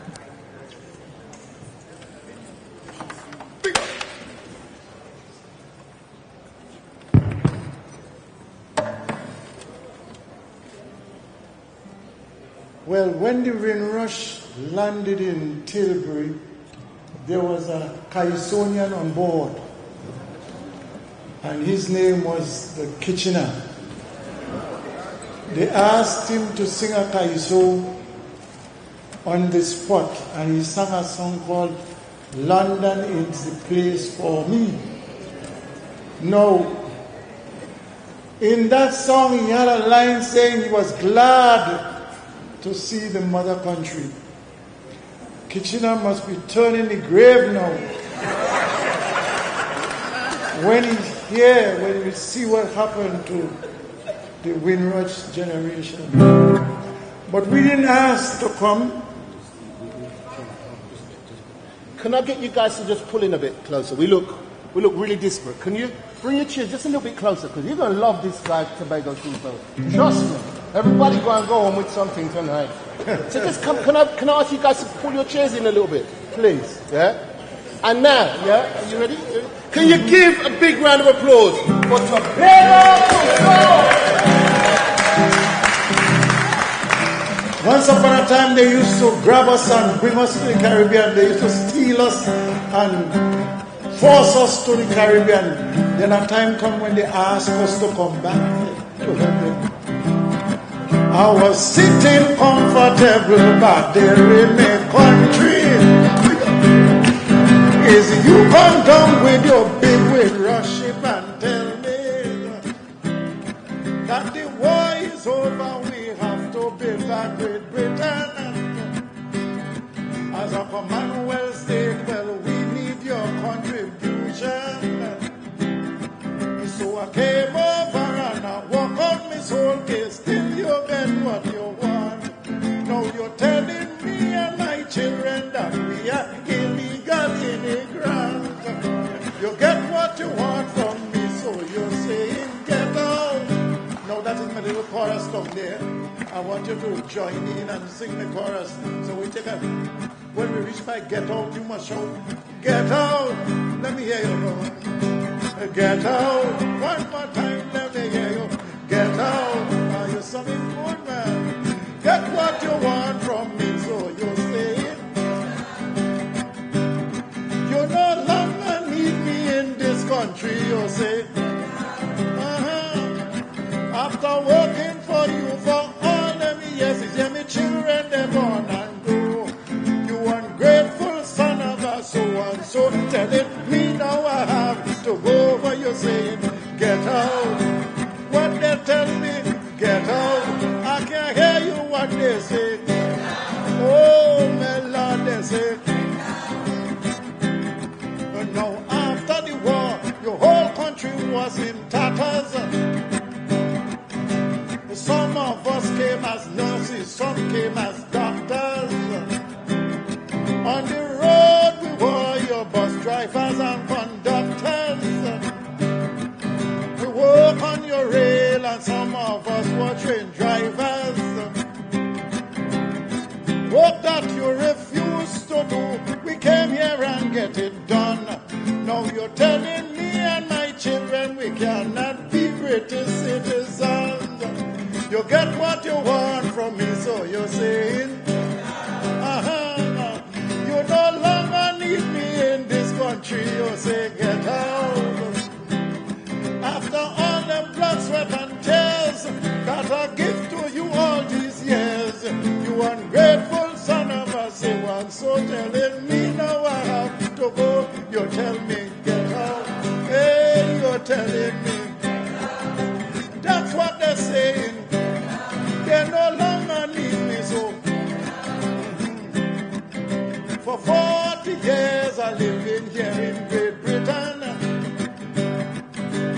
People still watching me as though I'm an alien. I could lose my house, I could lose my good work. Cause you say if I go on holiday I can't come back.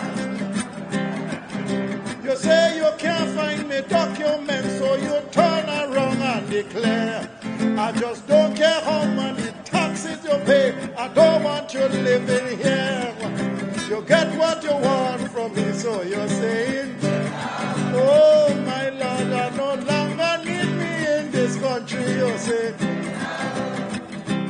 Yes, of all the blood, sweat and tears that I give you for all these years. Well, how can you be ungrateful, so telling me now I have to go what you tell me? Oh, they're telling me they don't want me no more, just. Oh, they want me to go and get out. I understand all of this begin with a certain lady. Sometime back when she was the Home Secretary. Is she who say how the Windrush generation are illegal here and cannot be citizens of Britain? And if you make a mistake and go back home to visit your family, is Baba here? Well, good riddance, you can't come back to this country. You get what you want from me, so you're saying, oh my Lord, you no longer need me in this country, you say. After working for you for all them years, you say me children, they're born and grow. You ungrateful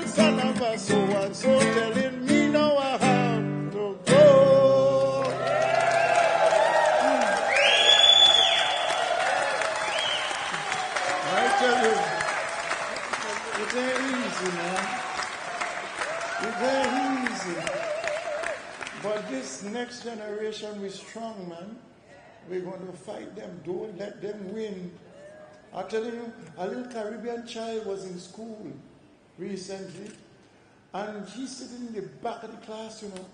The teacher looked at him and said, anyone in this class who think they are stupid, stand up.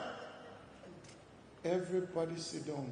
The Caribbean boy alone get up. The teacher said, oh, wait. So you think you are stupid, eh? He said, no, miss. He just looked back to see you alone stand up.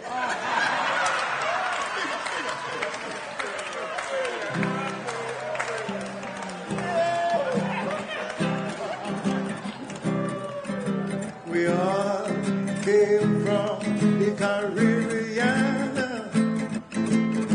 and decided to settle down here in Great Britain. We all came with one intention, development for ourselves, provision for our children. The windrush landed into the breeze, bringing Caribbean people to this country. We are all West Indian, coming from one region. I don't think it matters which island you're coming from, whether Trinidadian or Grenadian or Vincentian or Barbados, is the same region, the same Caribbean. Now that's a little chorus something, and that's your part. Let me hear it. Same region, what? The same Caribbean. One more time, the same region, the same Caribbean.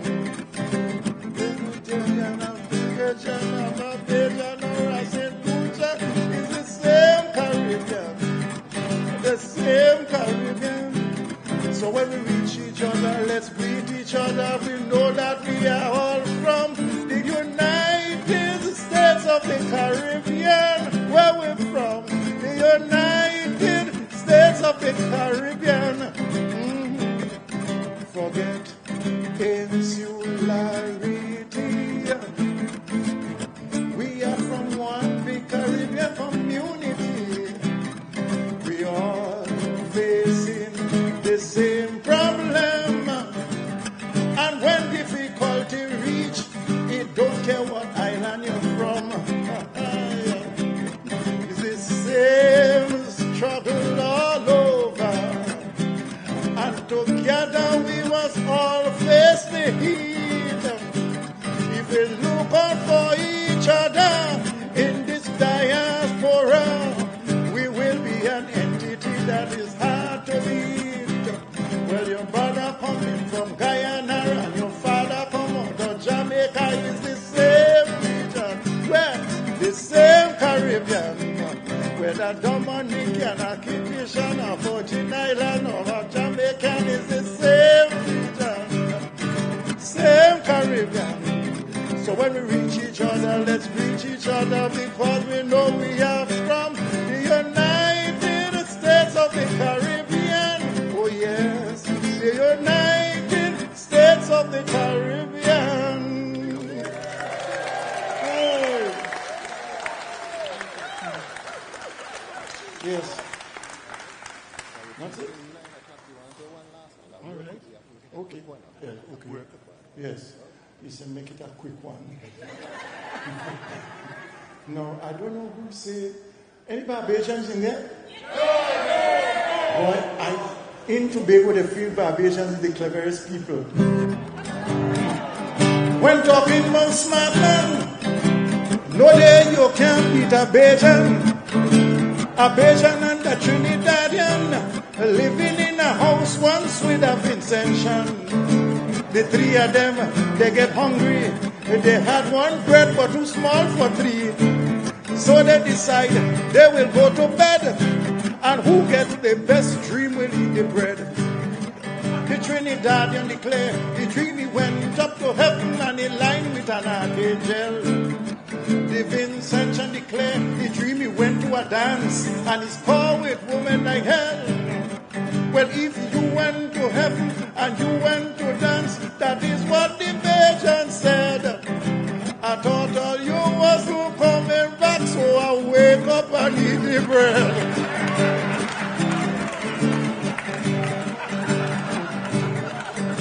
They catch the Bajan man speeding in the highway the other morning. The sign say 50 an hour. The driver, the Bajan driving about 20 miles over. The police trying to catch him, but faster and faster the Bajan driving. When they did catch up with the Bajan, they asked him to give an explanation. He said, well, please, Mr. Officer, try and understand. My wife leave me about a month ago to go to live with a policeman. I tell myself I don't want to see this woman again in my life. I was beaten because I thought was the policeman bringing back my wife. Yes, well, this Bajan smart man, he wanted to come to England, but he didn't have no money and no passport to leave the country. A banana boat was leaving the island with 10 tons of green bananas for Britain. So there and then the Bajan decided to go among the green bananas and hide. But before he went aboard, he take a tin of green paint and paint up his body. He say, well, if he green and the banana green, he will be disguised completely. But when the boat reach up in England, they find him hiding between all the banana ripe on the boat, and the Bajan man was still green. Thank you.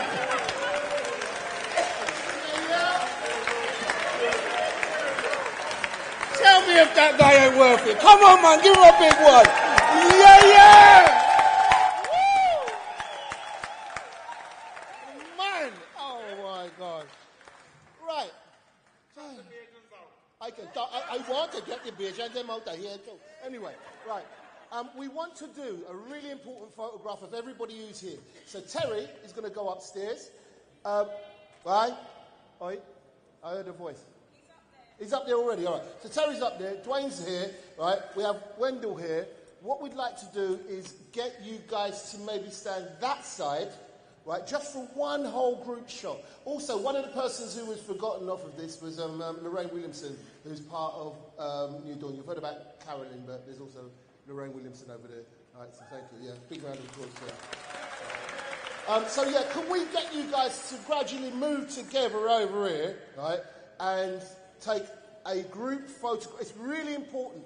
I've got one of my old schoolmates here who's, I should make him direct this thing here, no man. When there? Sharp like a red boy, when there? Look a funny boy, when there? Oh, Chris, there you are, Christopher Tummins. Coming in, sir. Just direct these people, Chris. Come on, man, come. Right, so we'd like to pull you guys together, just for one photograph from here.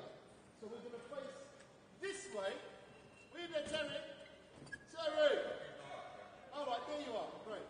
So can we get everybody, including all the transport crew, all the staffers here, if you could just all come together. Sackville Travel, come on. Sure, bring them with you.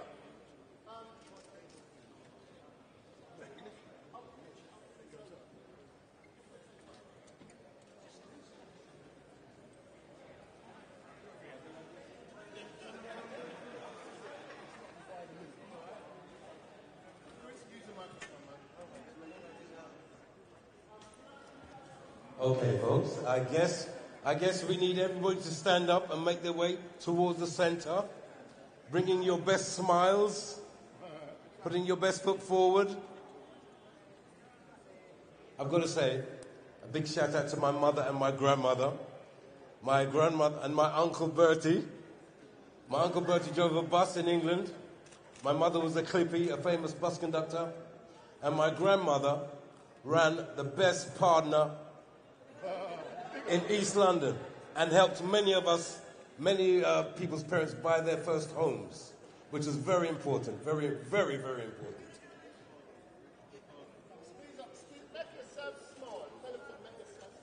He said, make yourself small. So all the Trinis, Rub shoulders with the Bages. All the Jamaicans, stand right, dead centre. And be as loud as you can. All right, photographer, tell me when you're ready so I can get in the photograph myself. Hold it, oh, he's up there.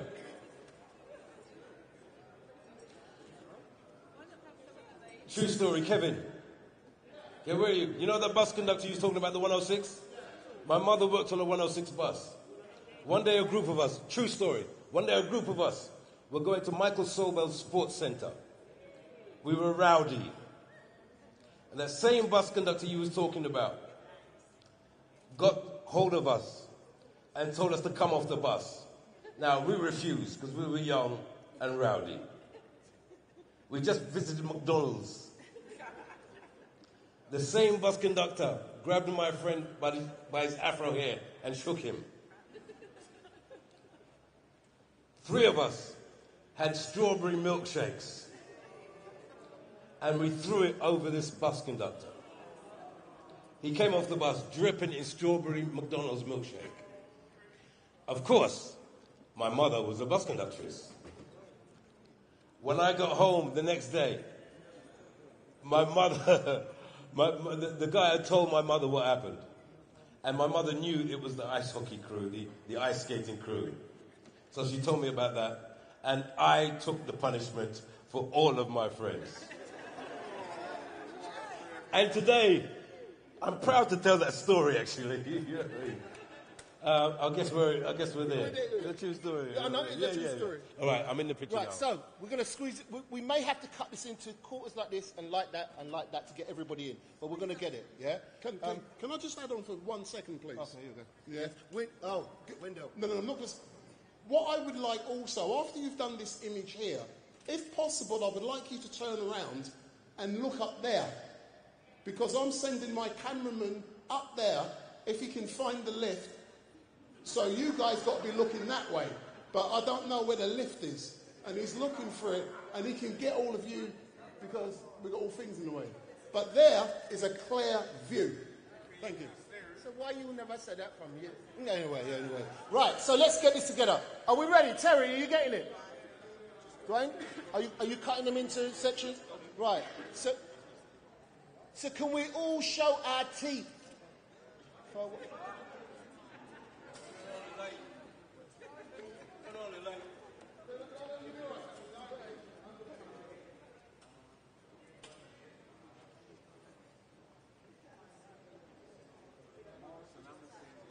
Let's get these up. Terry, give me a shout while you're doing them. You might have to go that way as well.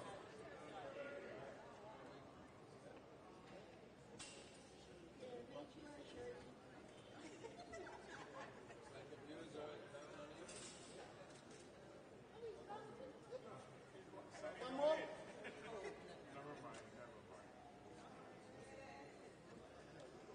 You can shout from up there, you know, tell.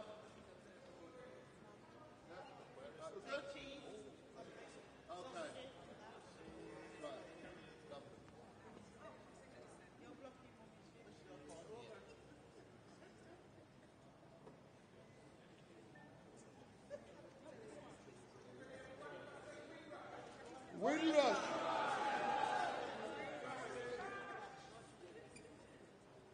Lovely, okay. Is it possible now you can do exactly the same, but squeeze it in here and looking up there? Oh, please, wow. please. Right. See, look, this is simple. See, this is simple. So if you come round this way, come round, all squeeze round this, and look up there.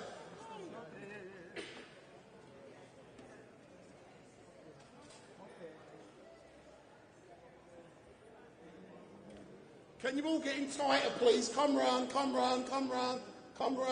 You can fit 1,000. Just imagine it's a packed tube. Just come round.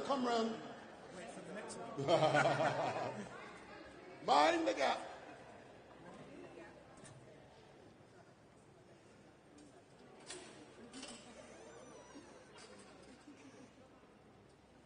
We just saying get out.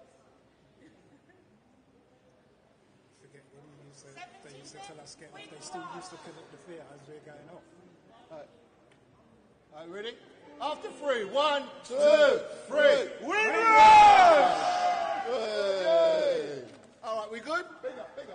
Thank you, lovely. Right, we're coming to the end of the program, right? So it's really at the end of the program now, right? Right, we need to do that now. Is that all right? Yeah, you want to set yourself up so we get you as well. Right. Thank you very much, everybody, for doing this, yeah? As said, remember what I've said, please. Do use this place to educate your children and your grandchildren, your neighbours and whoever else. Tell a friend to tell a friend. That's what you're going to do. Tell a friend to tell a friend about this place. London Transport Museum. Here you go. Right, let's get this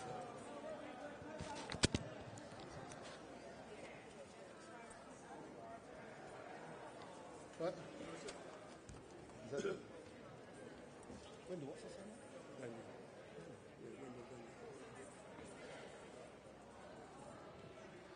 All right, we've got, last person I'm going to say a few words to you is Wendell Daniel. I think some of you have been speaking to him as a cameraman, but he's really interesting. Wendell. Allegedly. Can I just begin by saying thank you to everyone who has attended this amazing event today. I am so proud to be here. I get the opportunity to do so many great things around London on a daily basis.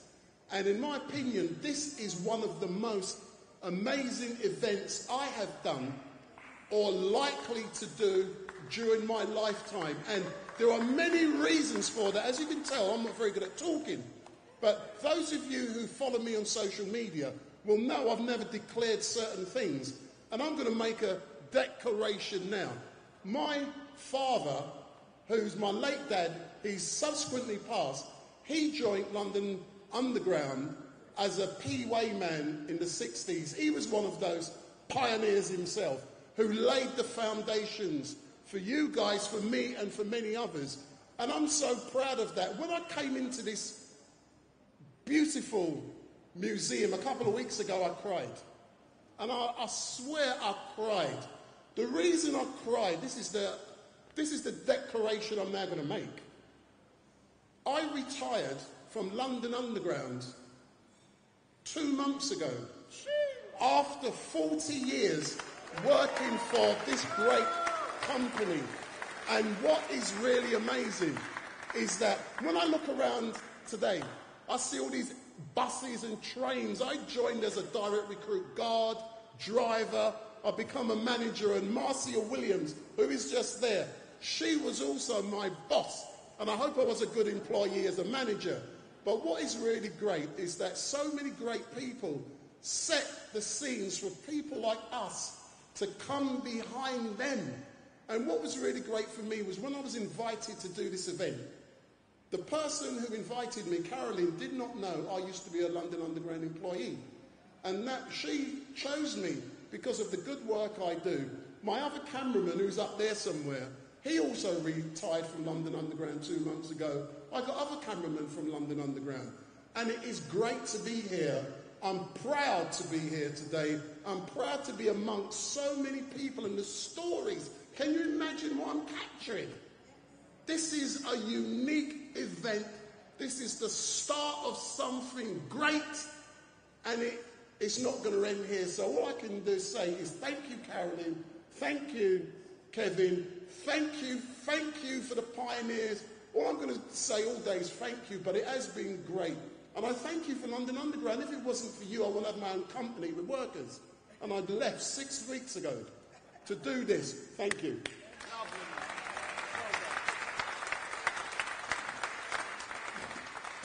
Right, we've got another series of thank yous to say, right?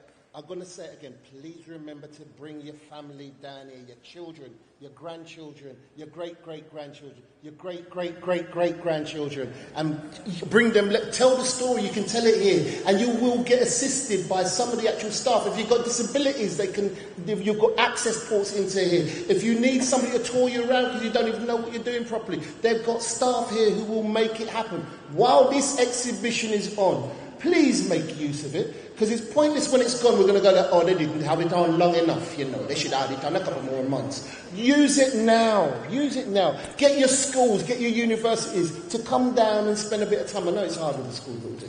Anyway, we go to the thank yous. Now, I ain't got all these thank yous, Dan, but we have to give a massive round of applause, right?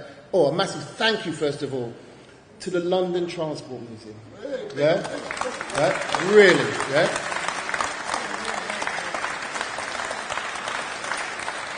We have to give a massive thank you to TFL, right, for sending down Madame over there.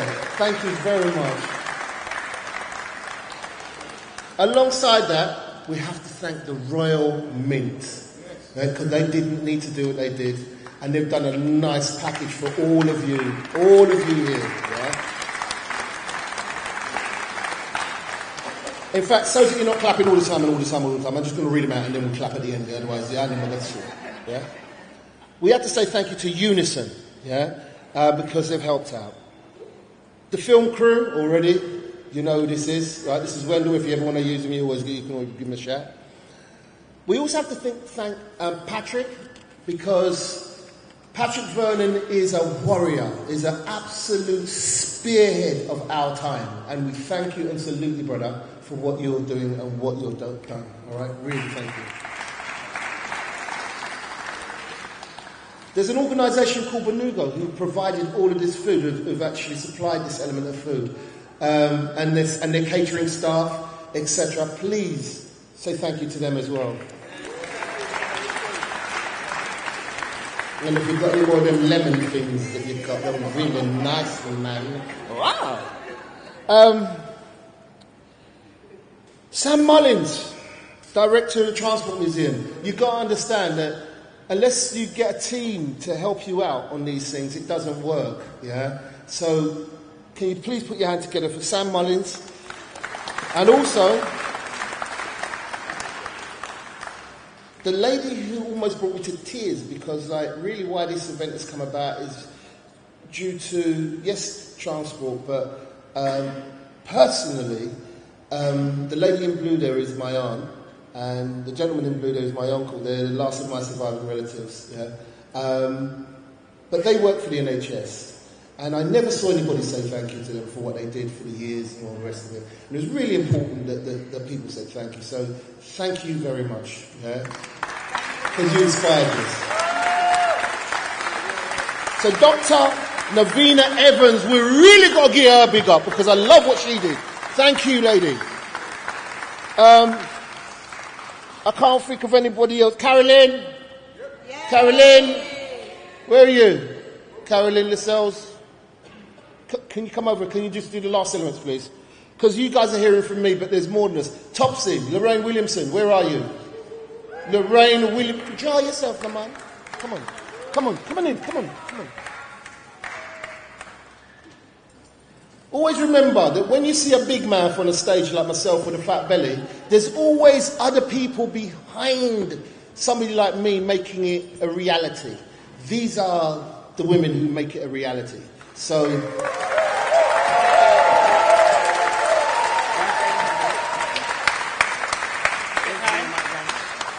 so I just want to say, Kevin said a lot of thank yous. Just want to say thank you to everyone for turning up today.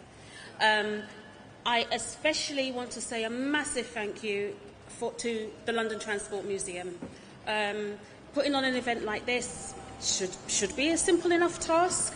But yeah, thank you so much for your patience and understanding. It wouldn't happen without you guys and also caterers. We thank you to photographers, Dwayne and Terry. Thank you so much. Wendell said that as well. I don't know what else to say, really. But yeah, thank you everyone for coming. I know how it is difficult sometimes, especially some of the elderly, to get them out, especially to come to Covent Garden, come to central London. It's not something you guys would necessarily do, some of you. So thank you for taking the time to spend this evening with us and make it as special as it is. We do have some goodie bags. As Kevin touched on, from with little gifting from the Royal Mint. It is one per person. They didn't give us that many. So as you leave, everyone will get a little goodie bag as they leave. And yeah, just don't know what else to say. Oh,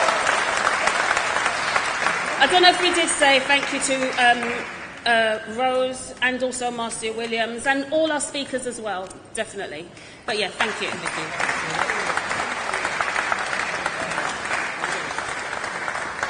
Okay, since I'm up here, I just want to say thank you for everybody coming and making this evening a success. It's been great. I'm glad to see you all here, and I hope you have a safe journey home.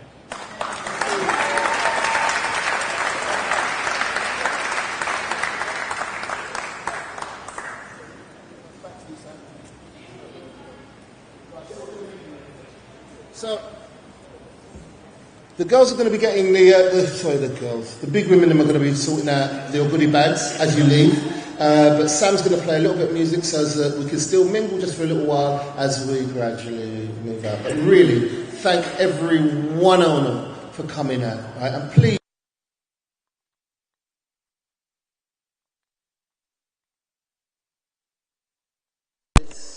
It really didn't mean anything until I was in my 30s, 40s. Right? Too late. Far too late. So let's spread the word. And give yourselves a massive round of applause. You're next, yeah?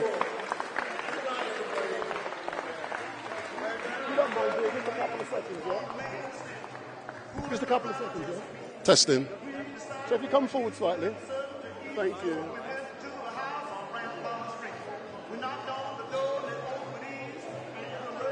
So good evening. Can I first begin by thanking Steve, Marcia, and also Ian for such a wonderful event. Can you maybe sum up how today has gone for you? For me personally, it's been a big education. So I've known Marcia for many years now. I worked alongside her, worked closely, got to know her. But this evening's given me a real opportunity to ask her about her heritage and her parents and grandparents. And so it's been a huge education for me, and learned so much, and have utmost respect for the Windrush generation as a result. Like they said, they were pioneers. I'm going to come to Marcia in a moment, sir. How has it been for you tonight? Yes, it's a wonderful experience. We heard some great music, we ate some great food, and I think, as Steve says, for someone like Steve and I who are not from this background, just learn and hear about the resilience, the bravery, the strength. We have some understanding, I think, of from stories around some of the struggles, but really this has brought it to life in a most amazing setting in the London Transport Museum. I'm really grateful to Marcia for inviting me. I've worked with her for many years. I know her to be a force of kindness and a force of brilliance, and I know that, when she invited me to this event, I knew it would be a brilliant one. So I'm really glad. That is so great to hear that. And Marcia, can I first begin by thanking you for accepting my invitation to come here today. You was my boss on the Northern Line. How has it been for you to be here today? Fabulous, what do I say? I've already just realised the true value of Windrush. So I knew my parents came over on the boat. They didn't share the stories with me. Yeah? So when I first heard about Windrush many years, I said, oh yeah, whatever. But going out and listening to people and talking to people, right, particularly the elders, and how they broke, the back of things for us to be where we are today, it's absolutely fabulous. And I owe them, even though my parents have passed, a debt of gratitude. And I'm also going to say it right. These two people here, Steve Griffiths was what was your title then? Chief Operating Officer. Chief Operating Officer. Sorry, menopause going old. If it wasn't for this man and many others, I would not be standing here today with the position that I have today, with the confidence and the courage and the curiosity to continue what I've been doing today. So I owe this man a debt of gratitude. Well done, sir. Well done. Smith, we used to work many years ago. We weren't that tight. but the support he has given me over the last, I'd say 18 months, is phenomenal. Not only for black people and women, but for all women, the enthusiasm of NEWSFLASH, and he really has shown his vulnerability to support not only women, but race, disability across the quadra. And I really owe them a debt of gratitude for supporting to me, for being where I am today. So, thank you, Marcia. Wow. Oh, that's very humbling. Thank you, Marcia. And it's so great to hear that. And I would like to add on one person, if it's appropriate, Jeff Ellis.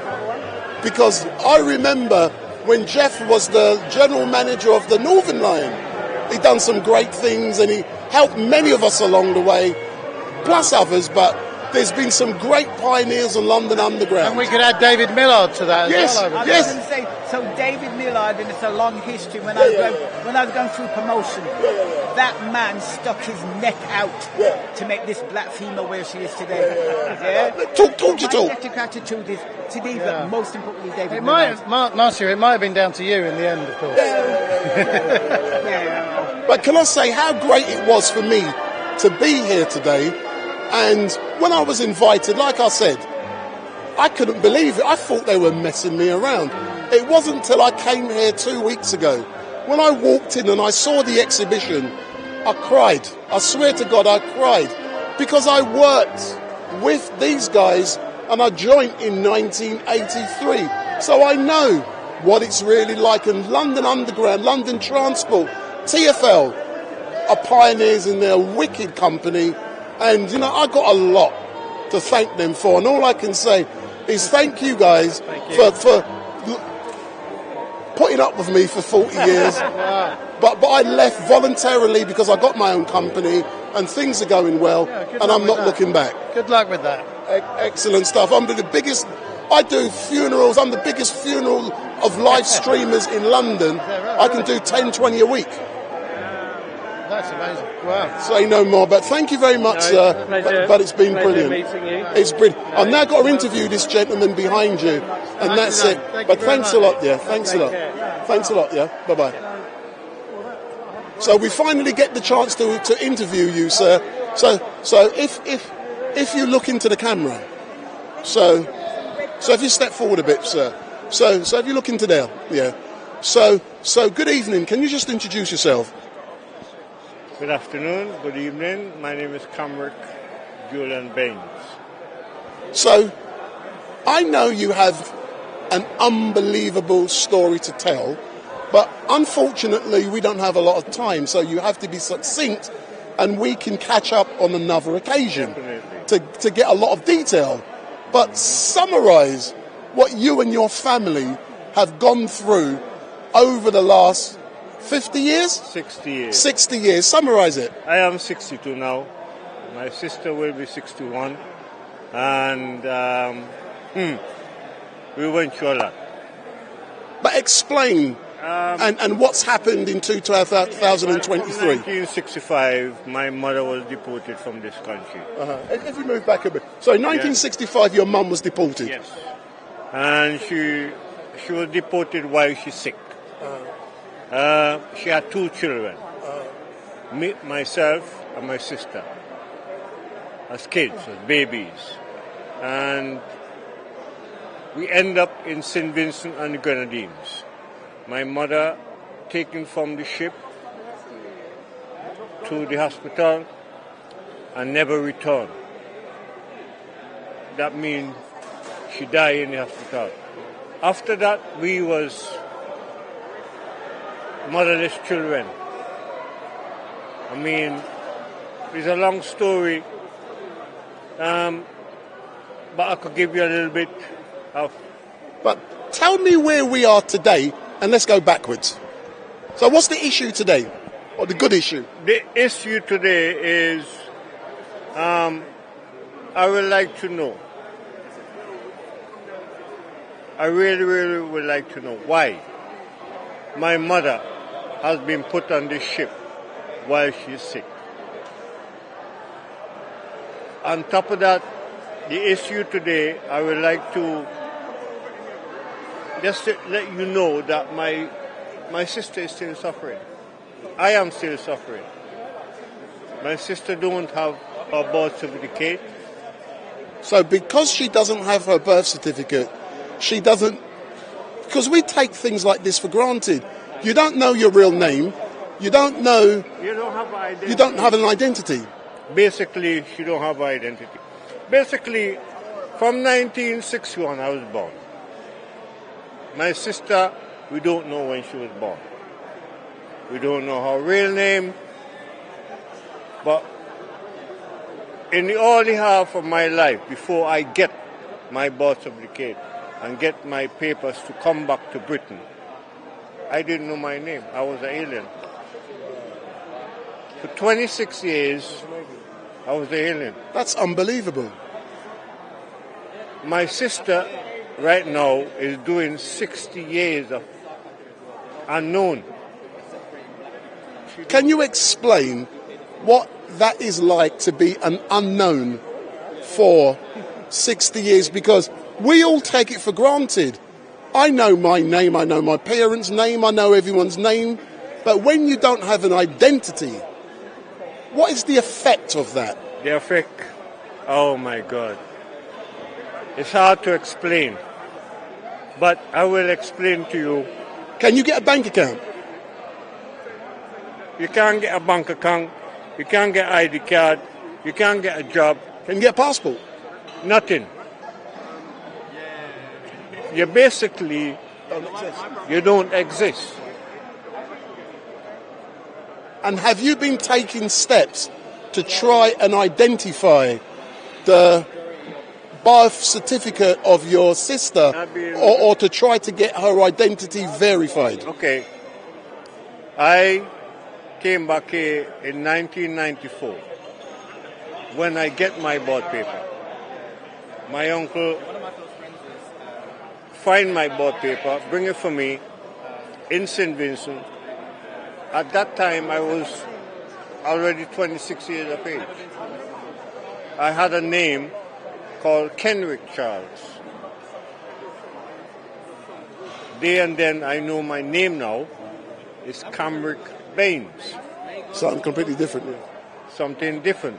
So, I get on a journey to come back to Britain to find my sister identity. Still can't. Yeah. But what we will do in the future, I'm going to be meeting up with you and conducting more detailed interviews, and as a direct result of that, we may be able to start getting in contact with agencies to try and find out the real identity of your sister. We can get in contact with government organisations, and hopefully we will be able to bring some great news to your sister. Excellent stuff. So thank you very much. Thank you. Have you enjoyed yourself today? Yes, I did. It's wonderful. This museum is the first time I see something like this in London. And it won't be the last. But I'm now going to speak to this man here. But thank you very much. You. Caroline's going to be contacting you, and then we will be following it up, yeah? Thank you. Excellent stuff. So I'm going to have a quick interview with you, sir. I believe you used to work for the post office. Oh, yes. If you come round, sir. Yes, sir. So when did you work for the post office, sir? I worked for Royal Mail from 1987, to 2004, sorry. So you wasn't really part of that Windrush generation joining, but what was it like to be on the post office working with so many of those pioneers yourself? It was excellent. I mean, some of them is here today. Some of them that I have worked with have come and gone. But it was excellent as a younger person working with all the older heads who paved the way. I have to say paved the way for people like me and people like you and others to actually be able to enjoy life today. You know, so I have to give thanks to those. Excellent stuff. Thank you very much, sir. And we can catch up. I don't know if I'm being kicked out at the moment, but it is so great. Did you want to speak or what? Yes. Ian, thank you very much. If you step forward, sir. If you step forward. So So if you come forward a bit, yeah. So your name is? Councillor Joseph Ogundemorin. So I'm a Labour councillor in Hackney Wick. I've just done about over a year. I was elected in May 2022, but I've lived in Hackney all my life, coming up to 40 years. What's your link today with Celebrating Windrush? Well, my link today in terms of Celebrating Windrush is that it is the legacy of the Windrush generation that I am actually able to be here today and benefit from the groundwork they have done to be able to be a black man and a black successful person within the UK, but also a black politician and a proud trade unionist. If it wasn't for the Windrush generation that came over and actually rebuilt the UK, we wouldn't have what we have today. TfL as it stands would not exist if it wasn't for the Windrush generation. The NHS would not exist today if it wasn't for the Windrush generation. The likes of Ford Motors would not exist today if it wasn't for the Windrush generation, and we need to recognise that the UK would not be what it is today without the Windrush generation. Final question, can you describe to me what has it been like for you to be at an event such as this at the Transport Museum in London, where so many pioneers joined this great company, but you are here celebrating and saying thank you for your great work? Can you describe what that is like for you? For me, it's a privilege, to be honest, because we wouldn't have all of these structures, we wouldn't have a successful museum if it wasn't for the Windrush generation. And to be honest, it feels like home to be with my community, because I've got dual heritage, so I'm Nigerian, from the Yoruba tribe, but I'm also British, and I see Africans and the Caribbean community, we're all one. I don't see any difference in terms of how we are as black people, the way we cook our food, the way we bathe ourselves, the way we moisturize our skin, the way we do our hair. We're all one, and I don't see any difference in us. And I stand united with the Windrush generation, because they are my grandparents. Yeah. Excellent stuff. Thank you very much, sir. And it was great to speak to you. So for those of you who are watching, did you want to, if you step forward, I think we got so we got 2 minutes, then I've got to close down. Yeah, so we got 1 minute. Good evening, what's your name? Grace Thompson. So Grace, tell me more about you being here today. I've come to, I was asked kindly from a friend who's one of the, related to one of the organisers, but I really wanted to say something about my mum, who worked in the NHS, but she's one of the, the hidden support team. She worked as a domestic supervisor in the big London hospital and organised many jobs for, the background of keeping the NHS going, the nurses, the cleaning staff, all of those. There was a lot of black staff represented in those communities, and she helped them settle in, get jobs, and they were kind of hidden force that we don't recognise today, really, but there are the nurses who have done a wonderful job. And my dad was also a Ford worker, another hidden generation of people that came over and worked in the big Ford plants. So I'm here to remember their hard work that they did for this country to put me in the position where I am now today. Excellent stuff. Thank you very much. Thank you very much. So we're now, I'm going to get in front of the camera, so we're now coming to an end because we are closing up. So good evening, my name is Wendell Daniel, and we're now coming to an end of this excellent event down here at the London Transport Museum, and it's been Celebrating Windrush 75. So we've been celebrating Windrush, and so many great people led the way before, people like me and many others who are here today. And they set the paths, the footings for us. And it was great, but we have to leave now. Now, I have to close down. And all I can say is thank you very much for watching. There will be a lot more coming out of this, but we are now being kicked out because we've gone over time. But thank you very much for watching, and goodbye. Sorry about that, sir. It's only because we've gone over our time. No, that's fine. I don't need that. That's fine. You guys